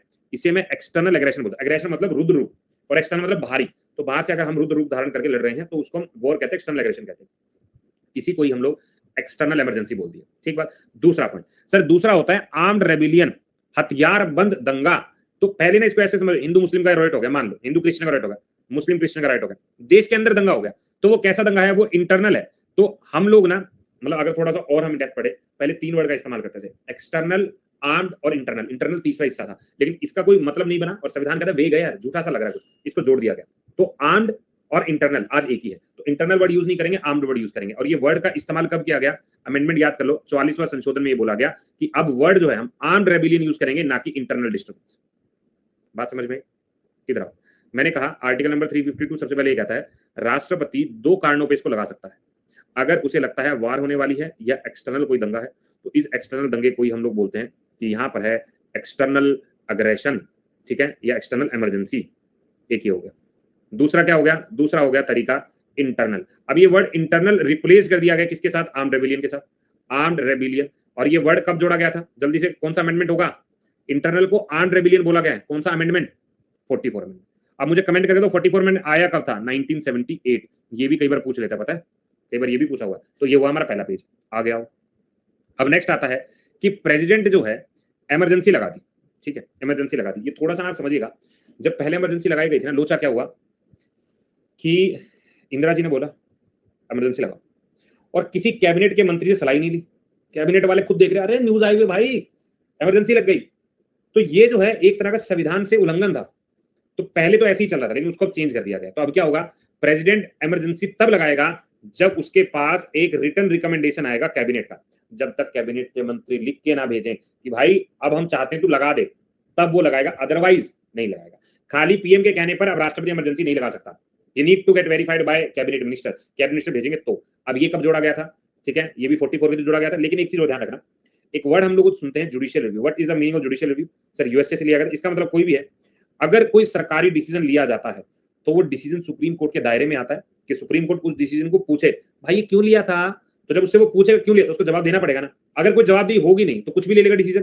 तो 44 कॉन्स्टिट्यूशन अमेंडमेंट ये कहता है 1978 का कि प्राइम मिनिस्टर के फालतू के डिसीजन को चेक करने के लिए इस वर्ड को जोड़ा गया है कि कोई भी नेशनल इमरजेंसी लगाई जाएगी तो वो सुप्रीम कोर्ट के दायरे में रहेगी कि भाई तेरे को चेक भी कर लेंगे, ऐसा नहीं है अपनी मर्जी से लगा दिया। तो उसको जुडिशियल रिव्यू कहते हैं। बात समझ में? पहला वर्ड मैंने क्या बोला? राष्ट्रपति को रिटन रिकमेंडेशन चाहिए कैबिनेट की, कैबिनेट कहेगा भाई लगा दे यार, तो वो लग जाएगा। दूसरा जुडिशियल रिव्यू। अगर जुडिशियल रिव्यू वाला कंसेप्ट आएगा कि 44 अमेंडमेंट में ये बोला गया कि प्राइम मिनिस्टर का जो भी डिसीजन आगे जा रहा है उसको जुडिशियल रिव्यू में चेक करो, क्यों लगा रहे हैं इमरजेंसी, क्यों लगा रहे हैं। ठीक बात। अब आगे आ जाओ सर। अब ये पूछा गया पार्लियामेंट अप्रूवल और ड्यूरेशन। अब तुम्हें एक छोटा सा कंसेप्ट बताऊं जिससे तुम आधा पढ़ी हुई स्लाइड खत्म कर दोगे। इसको पास करने के लिए अगर कोई भी नेशनल इमरजेंसी लगी है तो पार्लियामेंट के पास 1 महीने का समय होता है इसको पास करने के लिए। 1 मंथ का टाइम जो होता है इसको पास करना पड़ेगा। ठीक है सर, आप बहुत अच्छा पढ़ा रहे हैं, धन्यवाद जी। यार बाकी लोग भी कुछ ऐसा फील कर पा रहे हैं, मजा आ रहा है? ठीक है। और भाई मैं फिर से कह रहा हूँ, अपन थोड़ा इन डेप्थ जाते हैं, ऊपर ऊपर से नहीं निकलते। लेकिन जितनी क्लास बोली 25 क्लास के अंदर, इसके बाद तुम पॉलिटी के राजा बन जाओगे। ठीक है, जितनी पॉलिटी तुम्हें आनी चाहिए उससे ज्यादा तुम्हें आएगी। अगर एग्जाम में थोड़ी छेड़छाड़ भी कर रहे हैं ना तो भी हम लोग कर लेंगे, तो भी हम लोग कर लेंगे। अब आगे सुनो, देखो यार, इसका अगर मैं एसएससी की तरह तुम्हें पढ़ाऊं तो मैं इतना बोलूंगा कि हम इमरजेंसी कब लगाते हैं तो हम ये कहेंगे पार्लियामेंट को 1 महीने का टाइम दिया जाता है और बोल दिया जाता है पास कर दे इसको, बस ये बनता है। लेकिन अब हम समझेंगे इसको। देखो इमरजेंसी कभी लगानी होती है तो दोनों सदन मिलकर लगा रहे हैं, दोनों सदन मिलकर लगा रहे हैं और उनके पास कितना टाइम है? 1 महीने का टाइम है। 1 महीने का टाइम है। ओरिजिनली जो ये पीरियड था, कोई लिमिट है क्या? अभी यार कोई लिमिट नहीं है, कोई लिमिट नहीं है। हाँ, राष्ट्रपति शासन की लिमिट है लेकिन इसकी तो कोई लिमिट नहीं है। अभी मैं आऊंगा, सारा मुद्दा करवाऊंगा, तुम चिंता कर रहे हो। देखो सर, पहले की बात इंदिरा गांधी के टाइम की बात, पहले ने 2 महीने लेते थे पास करने के लिए। ये कह रहे देश के ऊपर संकट आया पड़ा है, तुम 2-2 महीने के गाने गा रहे हो तो उसको बंद करो। तो ये 2 महीने का जो टाइम है इसको रिड्यूस कर दिया गया बाय 44 अमेंडमेंट 1978। कितने साल, कितने महीने के लिए? 1 महीने के लिए। तो आज की डेट में अप्रूवल 1 महीने का है और पहले 2 महीने का था। अभी तक मेरे को ये याद आया कि इमरजेंसी प्रोविजन में मैं कुछ भी बदलाव कर रहा हूं ना, 44 अमेंडमेंट है, तो मुझे तो कुछ याद ही नहीं करना पड़ा। आगे आएगा तो देख लेंगे। अभी तो 44 ही है, आगे आ जाओ।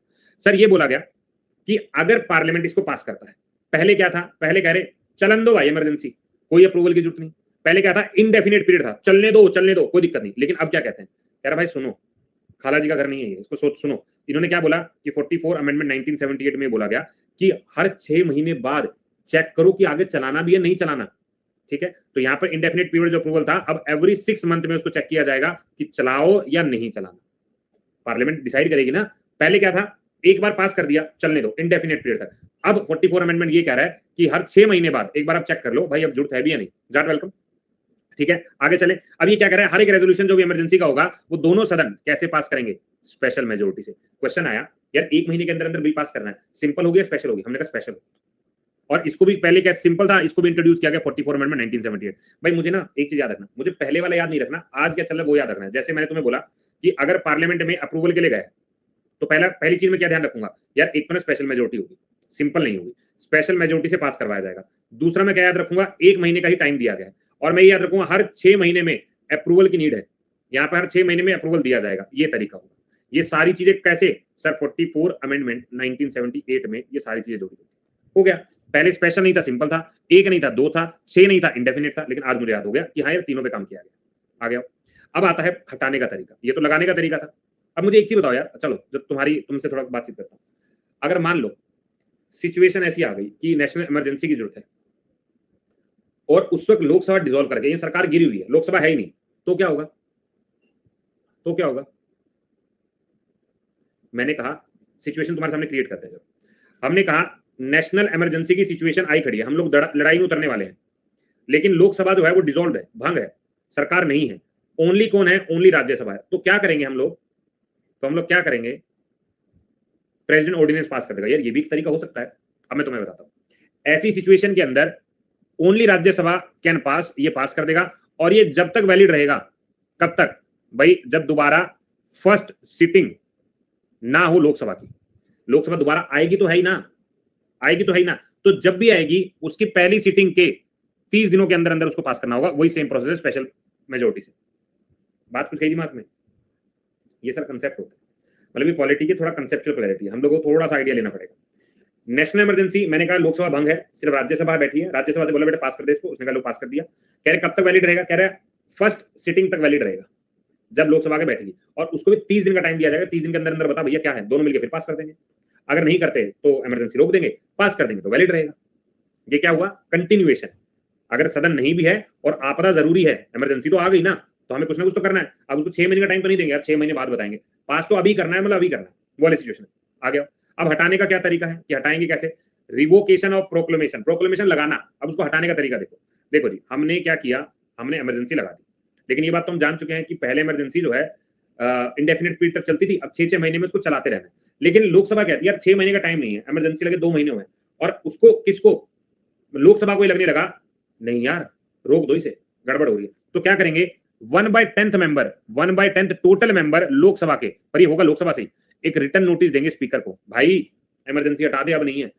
स्पीकर वो जो 1/10 मेंबर यानी 90 मेंबर में से 9 मेंबर अगर साइन करके एक पर्चा दे देंगे, स्पीकर कहेगा 14 दिन का टाइम दिया जाता है, सब इकट्ठे हो जाओ, और इकट्ठे होने के बाद क्या करेंगे? हम उसको देखेंगे, पास करना है फ्लोर पर। तो यहाँ पे एक स्पेशल सीटिंग होगी जहां पर 14 दिन का टाइम के बाद यहाँ पे एक रेजोल्यूशन पास करेगा कि हमें इसको चालू रखना है, बंद रखना है। बात समझ में आ गई? दोबारा बोलूं सर, मैंने कहा मुझे हटाना है, वैसे तो 6 महीने बाद मुझे चेक ही करेंगे कि चालू रखना नहीं, लेकिन 6 महीने से पहले मेरा मन बदल गया।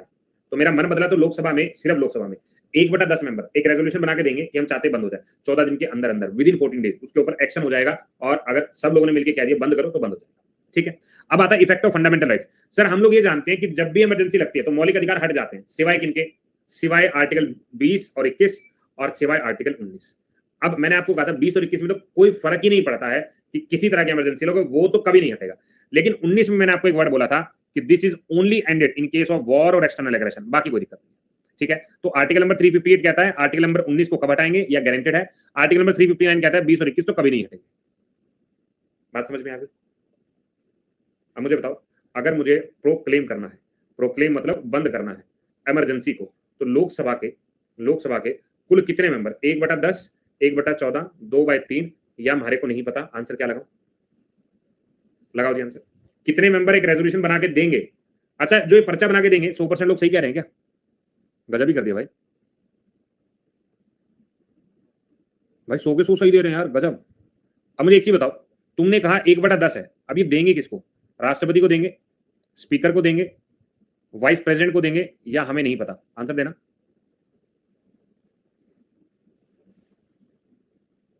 60% कर दी गलती। जिसका मुझे था इंतजार वो घड़ी आ गई। अब इसमें गलत करने वाला क्या था? स्पीकर को देना था, यही तो हमने वर्ड पढ़ा था कि 1/10 अपने स्पीकर को देंगे और स्पीकर फिर उसको 14 दिन के अंदर अंदर अपने सदनों में देगा कि भाई चलो करो वोटिंग। ये वो था, ठीक है। तो ये हमारी बात समझ में आ गई। अब आगे आ जाओ। अब हम कहते हैं अभी तक कितनी बार डिक्लेरेशन हुआ है नेशनल इमरजेंसी का? तो 3 साल याद कर लो, 3 साल याद कर लो, 362 1962 1971 और 1975, 3 बार इमरजेंसी लिया। थोड़ा पढ़ लेते हैं इसके बारे में। देखो पहली इमरजेंसी जब लगी थी तो अक्टूबर की बात है 1962 में, और यहाँ पर हमारी लड़ाई जो है इंडो चाइना वाली थी। इसी को हम चाइनीज एग्रेशन और North East Frontier Agency now Arunachal Pradesh, इनके बीच में हुआ था, ठीक है। ये कब तक चला? ये जनवरी 1968 तक चला। इसको मैं क्या कहूं? इसको मैं बोलता हूं वॉर अगेंस्ट पाकिस्तान, इसके बीच में शामिल कर लिया गया था। तो एक तरह का क्या हुआ? External aggression. यानी ये वाली नेशनल इमरजेंसी कौन सी थी जिसमें आर्टिकल नंबर 19 सस्पेंड हुआ होगा? बात समझ में आ गई? क्या हुआ? 1962 से 1968 तक ये वार चली। हिंदी में भी लिखूं, ठीक है। मैंने कहा अगर आपातकालीन स्थिति है तो अक्टूबर 1962 से लेकर जनवरी 1968 तक ये युद्ध चला, ठीक है। ये युद्ध चला। इस युद्ध के अंदर अगर मैं बात करता हूं तो 1962 के अंदर चाइना के साथ हुआ था, 65 में पाकिस्तान के साथ हुआ था, तो कंटिन्यू रखा गया। अब हमारी लड़ाई जो है कैसी थी? लड़ाई चल रही है, तो ये कैसी सिचुएशन है? ये युद्ध की सिचुएशन है। ये क्या सिचुएशन है? वार की सिचुएशन है। और वार की सिचुएशन में हम लोग जानते हैं कौन सा आर्टिकल सस्पेंड होगा? बाकी तो होंगे ही होंगे, लेकिन आर्टिकल नंबर 19 भी सस्पेंड होगा। आर्टिकल 19 किस आर्टिकल में दिया हुआ है? आर्टिकल नंबर 368 में दिया गया, 368 में। ये भी हम याद कर लेंगे। बात सही है? बात सही, ठीक है। अब आगे आ जाओ, इसको थोड़ा मुझे रब करना पड़ेगा यार, अगले पेज पे लिखूं, कोई बात, ठीक है। तो इतनी बात समझ में आ गई। अब ये कह रहे दूसरी बार कब हुआ? प्रोक्लेमेशन का मतलब होता है लगाना। दूसरी बार आपातकालीन स्थिति या इमरजेंसी सिचुएशन कब लगी? तो ये कह रहे हैं दिसंबर 1971 की बात है, 1971 की बात है, जहां पर पाकिस्तान में अटैक हो रहा है यहाँ पे। उसके बाद हमारे ऑपरेशन शुरू हुए और थर्ड इमरजेंसी इसी के बीच में लगा दी गई थी 1975 में। अब दोनों को याद रखना सर, दोनों को याद रखना। जो 1962 1971 में थी वो था हमारा युद्ध एक्सटर्नल, और जो 75 में लगाई गई थी वो लगाए गए थे इंटरनल दंगे, इंटरनल डिस्टर्बेंस लगाया गया था। बात समझ में आ गई? समझ में? अगर मैं तुमसे पूछूं इनमें से कौन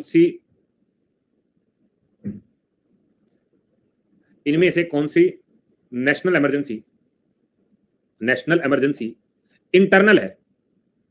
इंटरनल है, 1961 वाली है, 1971 वाली है, 1975 वाली है, या हमें नहीं पता।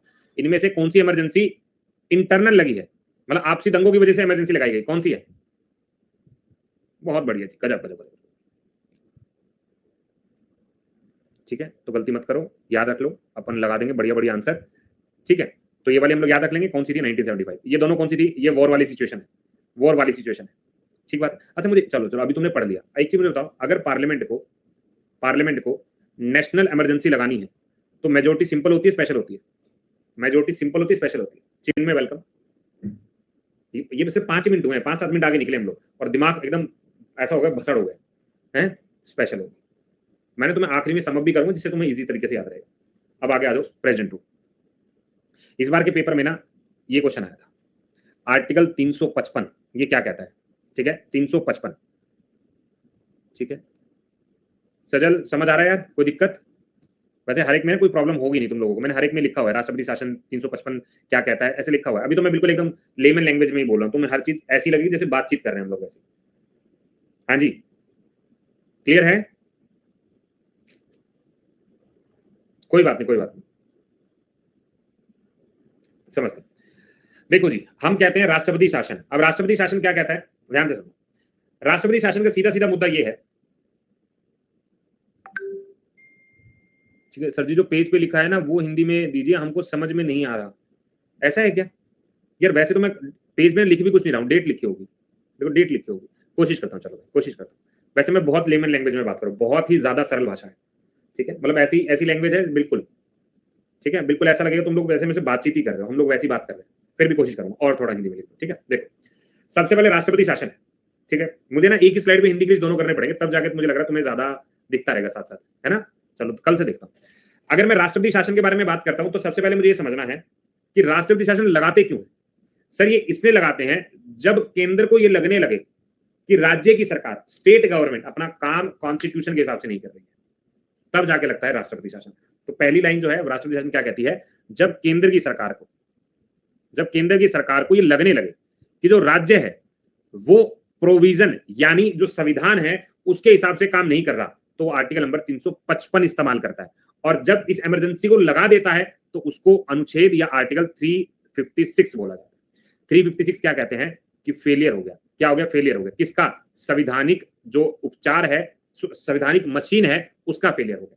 इसी को हम प्यार से राष्ट्रपति शासन, इसी को प्यार से राज्य इमरजेंसी या कॉन्स्टिट्यूशन इमरजेंसी बोलते हैं। मैंने कहा 355 ये कहता है अगर केंद्र को ये लगता है कि कोई राज्य अपना कर्तव्य सही से नहीं कर रहा, 355 तो 356 के तहत सरकार ये कहती है भैया तेरा शासन नहीं चलेगा, हम यहाँ पे क्या लगाएंगे, हम राष्ट्रपति शासन लगाएंगे या राज्य का आपातकालीन लगाएंगे या संवैधानिक आपातकाल लगाएंगे। इसी को हम क्या कहते हैं? राष्ट्रपति शासन। सही बात। अब आगे बढ़ो, इधर आ जाओ। सर प्रेसिडेंट रूल जो है वो 2 ग्राउंड पे लगता है। प्रेसिडेंट रूल जो है वो 2 ग्राउंड पे लगता है। पहला ग्राउंड क्या कहता है? पेपर में इस बार मतलब पिछली बार सीजीएल में 365 पूछा गया था, इस बार और पिछली बार में 355 आया था, 365 आया था। हमें सिर्फ ये वाला आर्टिकल याद है कि 356 राष्ट्रपति शासन है, लेकिन आज के बाद आप याद रखोगे 355 राष्ट्रपति शासन को बताता है, 365 राष्ट्रपति शासन को बताता है। वर्ड में थोड़ा सा हेरफेर। 356 ये कहता है कि अगर राष्ट्रपति को लगता है और वो सेटिस्फाइड नहीं है कि वो राज्य ढंग से काम कर रही है तो वहां पर राष्ट्रपति शासन लगेगा। सेटिस्फेक्शन पे ध्यान दीजिएगा, वो सेटिस्फाइड नहीं है। और 365 ये करता है कि कोई राज्य जो कॉन्स्टिट्यूशन में लिखा गया है उसके हिसाब से काम नहीं कर रहा तो 365 लगेगा। मैंने बोला कि आर्टिकल नंबर 356 ये कहता है कि अगर राष्ट्रपति सेटिस्फाई नहीं हो रहा यार ये लोग ढंग से काम नहीं कर रहे हैं, संतुष्ट नहीं है, तो ये लगाएगा। और 365 कब लगेगा? 365 तब लगेगा जब कोई राज्य जो भी हमारे संविधान में है उसके हिसाब से काम नहीं कर रहा। ठीक है, उसको क्या कर रहा है? उसको कंपाइल नहीं कर रहा है।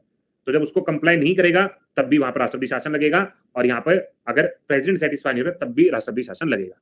बोलो बात समझ में आई? तो मैं ये कह दूं कि 355 ये भी राष्ट्रपति शासन से है, 356 ये राष्ट्रपति की सेटिस्फेक्शन से है, और 365 ये कोई राज्य अगर अपनी बात कंपाइल नहीं करवा पा रहा है संविधान के हिसाब से तो भी इसको लगाया जाएगा।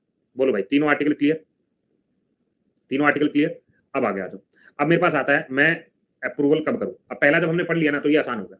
जब हमने पहला पढ़ लिया तो आसान हो गया। कैसे? सर हमने पहले केस में पढ़ा था कितने महीने के अंदर अंदर राष्ट्रपति शासन को पास कर, मतलब नेशनल इमरजेंसी को पास करना होता है, कितने महीने के अंदर अंदर। अब आपकी रिवीजन की जरूरत है 1 महीना, लेकिन यहाँ पे क्या होगा? 2 महीना। एक तो बात ये बन गई, ठीक है, एक बात ये बन गई। दूसरा, अगर लोकसभा भंग है तो कितने टाइम बाद जब वो सेशन में आएगी तो उसको पास करना होगा। ये बात हमने पढ़ लिया था ना, लोकसभा राज्यसभा दोनों सेशन में से लोकसभा नहीं है, खाली राज्यसभा है, तो राज्यसभा पास कर देगा। जब लोकसभा दोबारा आएगा तो 30 दिन के अंदर अंदर उसको पास कर देगा। तो ये क्या है कि प्रोक्लोमेट कर देगा 30 दिन के अंदर अंदर जब दोबारा राज्यसभा बैठेगा। सही बात है। आगे बात हमने पढ़ा था जो नेशनल इमरजेंसी है वो कितने टाइम तक चल सकती है? नेशनल इमरजेंसी कितने टाइम तक हम चला सकते हैं? आंसर दो, हाँ या ना। यार क्या कर रहे हो? 6 महीने ना जी ना। कितने टाइम तक नेशनल इमरजेंसी? यार नेशनल इमरजेंसी कह रहा हूं, नेशनल इमरजेंसी हम लोगों ने पढ़ा था कि इसको चला सकते हैं इनडेफिनिट पीरियड तक, कभी मर्जी तक चलाओ।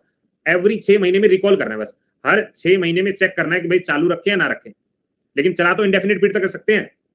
लेकिन यहाँ पे मामला दूसरा है, अगर मेरे पास राष्ट्रपति शासन है तो मैक्सिमम 3 साल तक। मैक्सिमम कितना? 3 साल तक।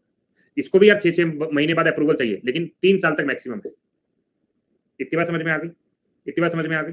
अगला, सर जब वो नेशनल इमरजेंसी कह रहे थे तो वहां पे कौन सी मेजोरिटी स्पेशल थी ना, यहाँ पे सिंपल मेजोरिटी होगी। यहाँ पे क्या होगी? सिंपल मेजोरिटी होगी। सही बात, सही बात है, बात हाँ के ना। अब अगला, जब हमने कहा था नेशनल इमरजेंसी लगी हो तो या तो 1/10 मेंबर लोकसभा के साइन करके रेजोल्यूशन बना दें और 14 दिन में उसको पास करो, तब हटेगा। लेकिन यहाँ पर राष्ट्रपति के पास अपनी ताकत है, उसको कोई प्रोक्लेमेशन की जरूरत नहीं है, ना कोई अप्रूवल की जरूरत है, वो जब चाहे राष्ट्रपति इसको हटा सकता है। ये क्या बात होगी? यही बात है। ठीक है, इधर आओ जरा।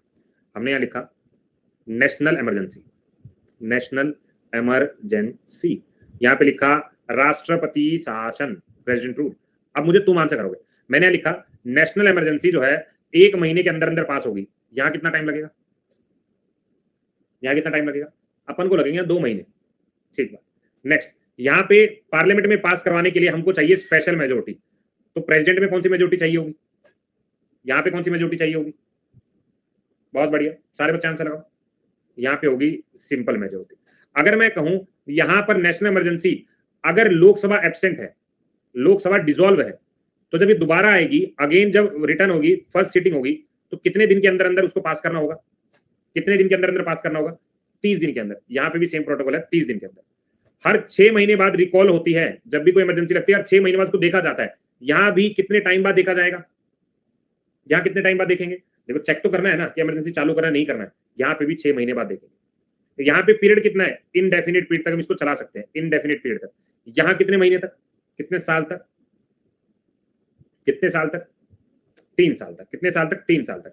यहां पर लोकसभा के सदस्य 1/10 रेजोल्यूशन पास करेंगे, तब इसको रिमूव कर सकते हैं। लेकिन यहाँ पे कैसे रिमूव कर सकते हैं, या कौन रिमूव कर सकता है? यहाँ पे ऐसा कुछ नहीं चाहिए, प्रेसिडेंट अपनी मर्जी से कर सकता है।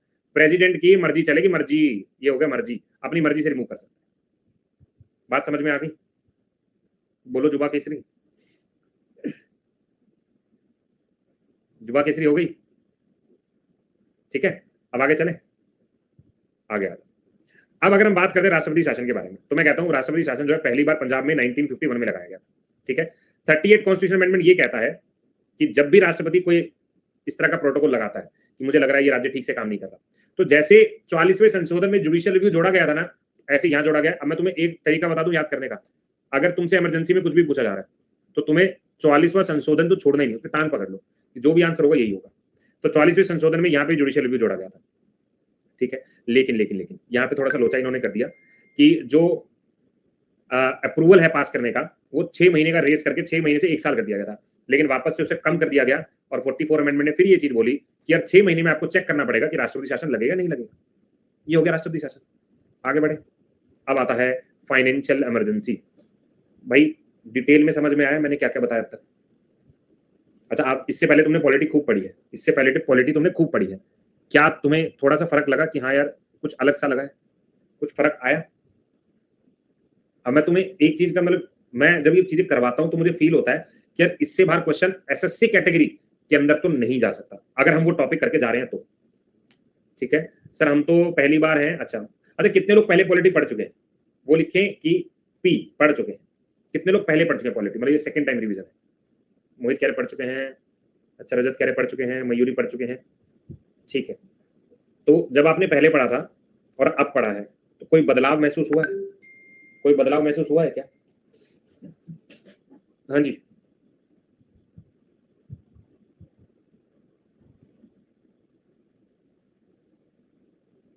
हाँ जी सर प्लीज फुल जी, अरे फुल जीएस कवर है यार, फुल एकदम। और इसका शेड्यूल भी तुम्हें कल परसों में मिल जाएगा मोस्ट प्रोबेबली। जो मतलब रिव्यू करते हैं ना, जो सब चीजें बोर्ड होती हैं, मैं तुम्हें बता दूं कि मैंने 9 फरवरी तक का शेड्यूल डाल दिया। 9 फरवरी तक का आप लोग शेड्यूल देख सकते हैं। अरे भैया शांत हो जाओ, 9 फरवरी तक का शेड्यूल आप देखते हो मैं किस दिन क्या करवाने वाला हूँ। इसके तुरंत बाद हम लोग ज्योग्राफी शुरू करेंगे, उसके तुरंत बाद हिस्ट्री शुरू करेंगे। इस तरीके से पूरा शेड्यूल सेट है। ठीक है, तो एकदम बेफिक्र रहो कि पूरा शेड्यूल कराऊंगा, पूरा जीएस ऐसे ही कवर करेंगे जैसे ये कर रहे हैं। तो फाइनेंशियल इमरजेंसी के बारे में बात करते हो, आर्टिकल नंबर 360 कहता है आ जाओ। हमारे पास क्या है? हमारे पास है फाइनेंशियल इमरजेंसी। आज तक वैसे फाइनेंशियल इमरजेंसी लगी नहीं है। तो पहली बात, जब मैं फाइनेंशियल इमरजेंसी के बारे में बात कहता हूं, ठीक है, तो पहली बात ये आती है कि फाइनेंशियल इमरजेंसी भी 44वें संशोधन में ये बोला गया, अगर राष्ट्रपति फाइनेंशियल इमरजेंसी लगाता है तो वो भी जुडिशियल रिव्यू के अंडर में आते, तुम बच थोड़ी सकते हो, जुडिशियल रिव्यू में आओगे। दूसरी बात, अगर हम कहते हैं इसको अप्रूव करने का तरीका क्या है, हर एक को अप्रूवल का एक तरीका होता है ना, तरीका क्या है? कह रहे सर पहली चीज वो आपको 2 महीने के अंदर अंदर अप्रूव करना है, सेम प्रेसिडेंट रूल। अगर लोकसभा सेशन में आ रही है और उस वक्त नहीं थी, बाद में आई, 30 दिन के अंदर अंदर तुम भी पास कर दोगे, वाह जी वाह, बहुत बढ़िया। अच्छा थोड़ा सा आप लोगों को याद करना है कि वैसे तो 2 महीने का टाइम होता है, लेकिन लोकसभा जब दोबारा आती है ना तो उसको 30 दिन का टाइम दिया जाता है। ठीक है, ये पहले वाले में तो तुक्का फिट बैठ रहा था, 1 महीना शुरू का 1 महीना बाद का, लेकिन राष्ट्रपति और फाइनेंशियल के अंदर, वित्तीय जो हम बात करते हैं, इसके अंदर आपको 30 दिन मिलेंगे अगर दोबारा आ रहे हो तो। शुरू में नहीं था लोकसभा, लेकिन दोबारा जब आया था 30 दिन का टाइम मिला था, कोई बात नहीं। अगर हम बात करते हैं यहाँ पर कौन सी मेजोरिटी से पास करेंगे, सिंपल मेजोरिटी। स्पेशल क्या हुआ, सिर्फ और सिर्फ नेशनल में, यहाँ समय सिंपल है, यहाँ पे सिंपल। अगली बात, अगर राष्ट्रपति को लगता है मुझे फाइनेंशियल इमरजेंसी हटानी है, हटा दे बेटा, कोई अप्रूवल की नीड नहीं। तो मैं ये कहूं कि ये एग्जैक्टली बराबर है प्रेसिडेंट रूल के। क्या सही कह रहा हूं? ये एग्जैक्टली, इधर देखो, ये प्रेसिडेंट है, ये फाइनेंशियल है। तो हमने देखा इसको भी 2 महीने लगे पास करने के लिए, इसको भी 2 महीने लगे पास करने के लिए, इसको भी लोकसभा अगर दोबारा आती है तो 30 दिन मिलेंगे, इसको भी लोकसभा दोबारा आती है तो कितने मिलेंगे, 30 दिन मिलेंगे। यहां पर भी सिंपल मेजोरिटी है, यहां पर भी सिंपल मेजोरिटी है, यहां पर भी राष्ट्रपति अपनी मर्जी का इस्तेमाल कर सकता है और यहां पर भी अपनी मर्जी का इस्तेमाल कर सकता है। इधर आओ जरा। अब तुमने सब चीजें पढ़ ली। इसका पीरियड कितना था? 3 साल। और इसका पीरियड कितना है? बस यहीं पे सवाल आ गया। इसका पीरियड कितना है? सोचो जरा सोचो मुझे। इंडेफिनिट। इंडेफिनिट। मैं अंडरलाइन करना भूल गया था, इसलिए मैं देख रहा था मैं इस स्लाइड में है भी या नहीं। ठीक है,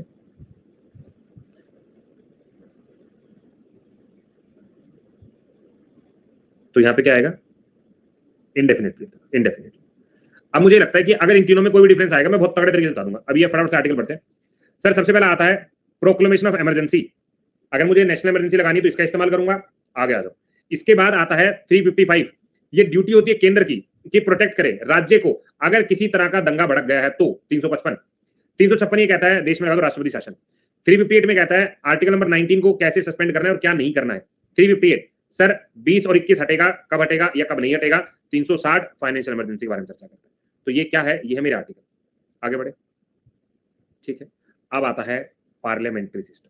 पहले बताओ यहां तक कोई डाउट? कोई सवाल आ जाएगा तुम फोड़ दोगे? आ जाओ भाई, तुम फोड़ोगे मुझे पता है। अब मुझे ये चीज बताना आप लोग कि अगर कहीं पर नेशनल इमरजेंसी लगी है, कहीं पर नेशनल, ओनली आंसर इन पोल, ठीक है, तो यहां पर नेशनल इमरजेंसी एक इंडेफिनिट तक पीरियड तक चलेगी, 3 साल तक चलेगी, 6 महीने तक चलेगी, या हमारे को नहीं पता। आंसर लगाना। पहला क्वेश्चन आप लोगों के सामने। रजत पुतिन जिद्दी दी। भाई गलती मत करो यार, अब गलती मत करो, अब हमने बहुत अच्छे से पढ़ लिया। अब तुम लोग गलती करते हो मुझे अच्छा नहीं लगेगा। तो करेक्ट आंसर क्या रहेगा?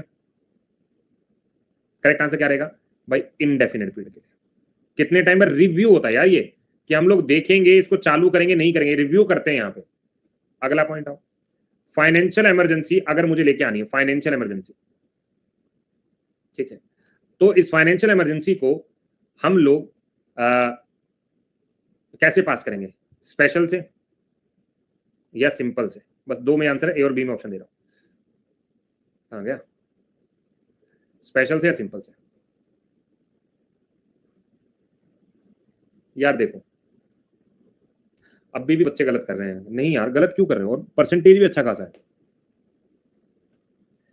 यहां पे याद रखो यार, स्पेशल सिर्फ और सिर्फ किसके लिए यूज किया था हमने? नेशनल इमरजेंसी के लिए यूज किया था। नेशनल इमरजेंसी के लिए। सिंपल जो है हमेशा यूज करते हैं हम लोग प्रेसिडेंट के लिए, प्रेसिडेंट के लिए, और किसके लिए? प्रेसिडेंट और फाइनेंशियल के लिए। अब मुझे एक चीज बताओ सर, केंद्र का ये कर्तव्य है कि वो प्रोटेक्ट करे स्टेट को हर तरह की इमरजेंसी में। आर्टिकल 355, 365, 352, 359। आंसर लगाओ।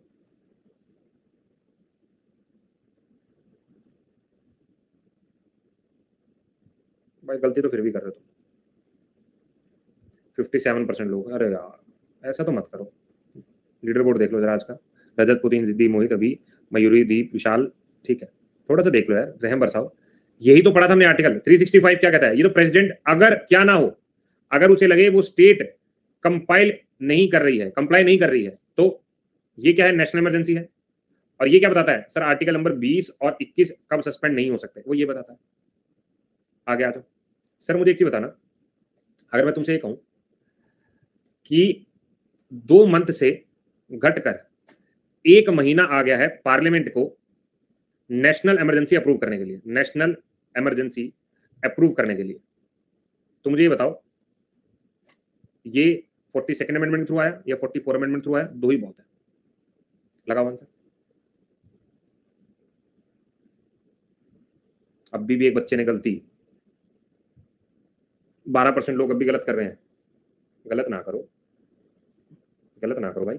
44, मैंने तुम्हें एक ही कहा था, अगर तुम्हें इमरजेंसी वाला पेपर पढ़ना है तो 44 रट लो, 44 रट लो। ठीक है, अब मुझे एक चीज बताओ, राष्ट्रपति अप्रूवल लेगा पार्लियामेंट का, तब वो इमरजेंसी रिमूव कर सकता है, तब वो इमरजेंसी को हटा सकता है। ये बात नेशनल इमरजेंसी के लिए होगी, प्रेसिडेंट रूल के लिए होगी, या फाइनेंशियल इमरजेंसी के लिए होगी, या हमको नहीं पता। आंसर लगाना।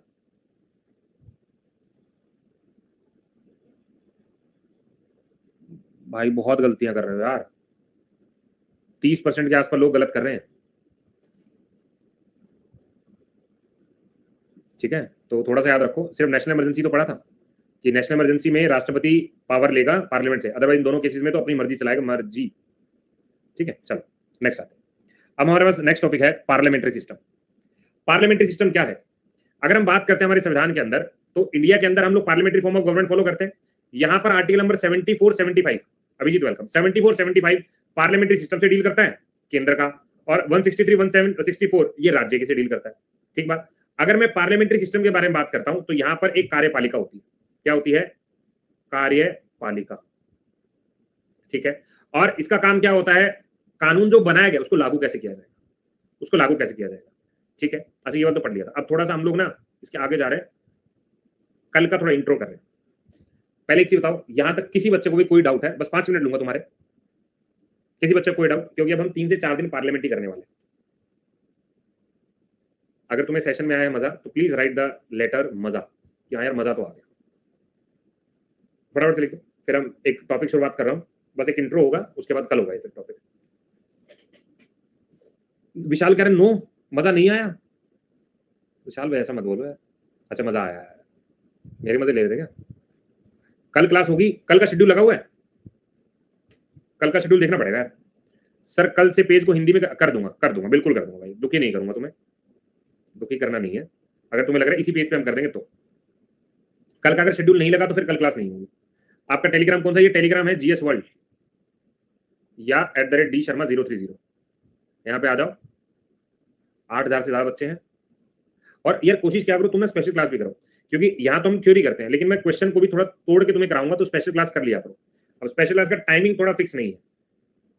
ठीक है, ये टाइमिंग इसलिए फिक्स नहीं क्योंकि मैं सीजीएल का एनालिसिस में, अगर आपने देखा होगा तो यूट्यूब इंद्रधनुष चैनल पे थोड़ा एनालिसिस में मैं ज्यादा बिजी रहा हूँ और थोड़ा उस पर ज्यादा ध्यान देता हूँ, क्योंकि मुझे थोड़ा ये लगता है कि अगर मैं करंट सिनेरियो के पेपर देखूं। ठीक है, अच्छा और सा क्लास चलेगी, थैंक यू जी। मैं कोशिश करूंगा कि साथ साथ पेज करें ताकि आपको प्रॉब्लम ना हो। ठीक है, तो स्पेशल और एनालिसिस ये मेरा मेन क्यों रहता है, क्योंकि मैं इन्हीं से जान पाता हूं कि आज की डेट में सीजीएल का रुख कहां जा रहा है। तो मैं बहुत ज्यादा एक्टिवली पेपर कैसा आ रहा है, देखो मैं तुम्हें एक स्क्रीनशॉट दिखाता हूँ, शायद तुम लोगों को थोड़ा बेटर फील होगा कि क्लास करने के बाद कैसा लगता है। कल का ही है, कल बच्चा शिफ्ट देके आया और मैं रैंडम ही दिखाने लगा, तो मतलब बनाया तो नहीं होगा मैंने। कहाँ गया, आई विल शो यू। ये रहा, मैं बच्चों पीछे लग जाता हूँ। ठीक है, ये देखो, अगर तुम्हें दिखाई ज्यादा ब्राइटनेस है क्या? ब्राइटनेस कम करते हैं। देखो यहाँ पे मैंने बच्चे से पूछा है, मैं तुम बता दे रहा हूँ, मैंने बच्चे से पूछा कि सर मेरा एग्जाम हुआ है। मैंने कहा पेपर कैसा आया था? कह रहे सर मॉडरेट लेवल का था। तो मैंने उससे अगली लाइन पता क्या पूछी, शायद अब दिखेगा। मैंने कहा क्लास का बेनिफिट हुआ? तो बोला कि हाँ सर बेनिफिट हुआ, तभी 20 क्वेश्चन अटेम्प्ट किए मैंने और विद एक्यूरेसी। ठीक है, तो मैंने कहा क्लास नोट्स कवर कर रहे हो? कह रहे हाँ, और ये मेरे पेड बैच का स्टूडेंट है, और ये मेरे पेड बैच का स्टूडेंट है। और ऐसे बहुत सारे, मैं अभी तुम्हें मतलब अभी इसमें शो नहीं हो रहा, अभी मैं दिखाता हूँ। पिछले बैच का जो स्टूडेंट है वो जीएस में बहुत बढ़िया करके आया, मेंस में और प्री में दोनों में, और उस बच्चे की रैंक है 488 रैंक है। और उसी बैच का दूसरा स्टूडेंट है, वो रेलवे में लगा है as a station master Assam के अंदर। नाम भी है उसका, नाम क्या है, नाम दिमाग में नहीं आ रहा, तो याद रहता है, बी से नाम है कोई, लेक्चर नहीं रहा। स्पेशल क्लास यहीं पर होगी अनअकैडमी ऐप पर। ठीक है, और यूट्यूब पर भी लूंगा मैं क्लासेस। ठीक है, तो यूट्यूब पर तो मेरी खैर चलती रहती क्लासेस, वहां पे भी आप लोग देख लेना। स्पेशल पे टाइमिंग में फिक्स कर दूंगा, किस टाइम पे लूंगा, वो आफ्टर द एग्जाम में फिक्स कर दूंगा। हाँ एग्जामों में नहीं होगा, यहीं पे ले रहे हैं, अब यहीं पे ले रहे हैं। ठीक है, चलो अब थोड़ा सा आगे चलते हैं। सर कल का जो हम लोग टॉपिक रहने वाला है वो रहने वाला है प्रेसिडेंट। अब कल जो है हम लोग प्रेसिडेंट से शुरुआत करेंगे। अब बेसिकली अगर मैं प्रेसिडेंट के बारे में बात करता हूँ, तो प्रेसिडेंट जो है सर यहाँ सिलेबस पूरा होगा यार, बिल्कुल पूरा होगा, क्योंकि यहाँ पे मैंने शेड्यूल सेट कर दिया किस दिन कौन सा वो हो रहा है, टॉपिक हो रहा है। ठीक है, ये मेरे में थोड़ी सी मुझे लगता है कि थोड़ी कमी है कि मैं सिलेबस बहुत ज्यादा खींचता हूँ, और वो सिलेबस फिर थोड़ा बहुत लास्ट तक मुझे फिर थोड़ा हरी अप करना पड़ता है। ठीक है विशाल, कोई नहीं, करेंगे पूरा भाई, करेंगे। तो अगर प्रेसिडेंट के बारे में बात कहते हैं, तो प्रेसिडेंट ने क्या बोला कि देश का पहला नागरिक, first citizen of India, Bharat का पहला नागरिक ये है। ठीक है, अच्छा आप में से आज कितने लोग ऐसे जो पहली बार क्लास आए थे? कितने लोग ऐसे जो पहली बार क्लास आए थे? ऐसा कोई है? ये ऑलमोस्ट पहले देख चुके क्लासेस। अच्छा आप पहली बार आए हैं, बाकी कोई लोग ऐसा? अच्छा आप भी पहली बार आए हैं, ठीक है। तो कुछ एक लोग नए हैं, ठीक है। विशाल नया है, ओके विशाल, मैं तो ऐसा लग रहा है कि पहले तुम आए हो, पहले आए हो, ठीक है। तो जो लोग पहली बार मुझसे मिले हैं, थोड़ा मैं अपने बारे में बता दूं ताकि आप लोगों को पता चले तो भैया मेरा नाम है दीपक शर्मा और मैं जीएस पूरा फैकल्टी जो पूरा काम देखता हूँ वो वाला काम है। अच्छा, मैं जो हूँ लगभग एक्सपीरियंस के बारे में अगर मैं बात करूँ, एक्सपीरियंस के बारे में बात करूँ, तो मुझे लगभग 8-9 साल का एक्सपीरियंस हो गया एज़ अ टीचर का, ठीक है, पढ़ाते हुए। और मैंने किया क्या है, थैंक यू वेलकम, मैंने किया क्या है पहले मैं बताता हूँ। 2013 का सीजीएल क्वालीफाई हूँ मैं, 2013 का सीजीएल क्वालीफाइड हूँ। 2014 और 2015 वाला, ये सर सीपीओ का मेडिकल देके आया। मैंने उसमें रनिंग वनिंग में कुछ इशू आ गया था, तो पेपर क्वाली पहले, अब तो बीच में मेडिकल होता है, पहले बाद में मेडिकल होता था। तो रनिंग वनिंग जो है, तो 2 बार सीपीओ जो है मैं क्वालीफाई कर चुका हूँ। उसके बाद सीडीएस जो है मैंने 5 बार क्वालीफाई किया एसएसबी के लिए, 1 बार मैंने एफकेट क्वालीफाई किया है, ठीक है। इसके बाद मैंने यूपीएससी मेंस 2 बार लिखा सर, ठीक है। सर मेरी पहली क्लास है आपकी, पिंकी तो थोड़ा सा डिले हो गए, थोड़ा पहले आना था, है ना, 8:30 बजे क्लास होती है, कोई बात नहीं, कल करेंगे, ठीक है। तो ये मेंस लिखा मैंने यहाँ पे, और ऑफलाइन बहुत टाइम पढ़ा है, एग्जामों में पढ़ा है, इससे पहले अकेडमी पर पढ़ा है, आप लोग मुझे यहाँ पे फॉलो कर सकते हो, ठीक है। तो ये थोड़ा सा मेरा इंट्रो है, ठीक है, ठीक है। सर मेरे को नहीं समझ में आ रहा है, अभी तो क्लास पिंकी ओवर हो गई है, ठीक है, तो कल आप आना, थोड़ा समझना, ठीक है। यार एनएसएससी वालों का डायरेक्ट होता है, और दूसरा डायरेक्ट का तो ये सीडीएस आई थिंक देना पड़ा, सी सर्टिफिकेट वालों का, अच्छा मेरे पास नहीं था यार, मुझे एग्जाम ही देना पड़ा था हर बार। और इसमें थोड़ा, एक तो अगर मैं डिफेंस स्कूल से नहीं पढ़ा तो उसका मुझे पॉइंट मिलता, वो मुझे पॉइंट नहीं मिला था, तो मैंने दिया था बट नहीं हो पाया, चलो कोई बात नहीं, जो लिखा नहीं है। जून 1 से सब्सक्रिप्शन लिया है, हाँ तो 1 से लिया है ना, अभी आज हमारी आई थिंक 5th क्लास होगी, तो उससे पहले वाली जो क्लासेस है एक बार उनको देख लो, कल वाली क्लास देख लो तो ज्यादा हो जाएगा।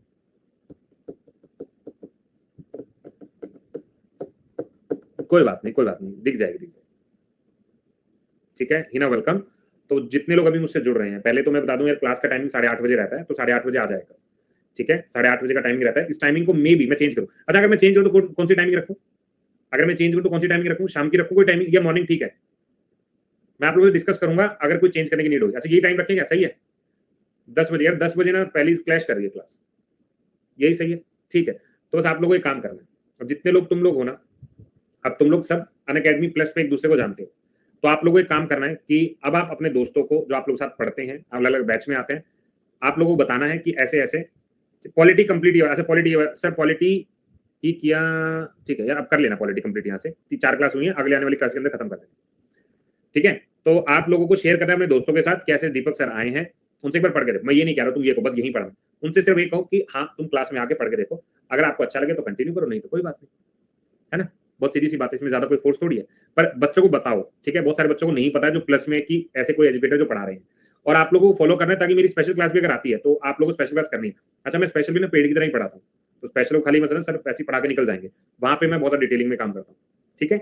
चलो, अब अगर कल क्लास शेड्यूल नहीं है तो हम लोग कल मे बी या संडे को मे बी कोई क्लास कर लें, लेकिन अगर नहीं है तो मैं ट्राई करता हूँ अगर शेड्यूल हो पाए तो, ठीक है। अगर नहीं होगा तो फिर वी विल मीट मंडे, ठीक है। चलिए, बाय बाय, सभी को जय हिंद। और मुझे बहुत अच्छा लगता है जब आप लोग बहुत अच्छा रिप्लाई करते हो, पढ़ते हो, मेरे साथ इंटरेक्शन बनाए रखते हो, तो मजा आता है, ठीक है। चलिए, बाय बाय, चेक केयर। अब मुलाकात करेंगे आप लोगों से मंडे को, कल का मैं देखता हूँ, नहीं होगा तो मंडे को मिलेंगे, ठीक है। चलिए, ध्यान रखिए, बाय बाय, चेक केयर, सभी को जय हिंद। रिवीजन जरूर कर लीजिएगा, मंडे को फिर बहुत ज्यादा कंटेंट आता है ना, तो पढ़ लीजिएगा, ठीक है। चलिए, बाय बाय।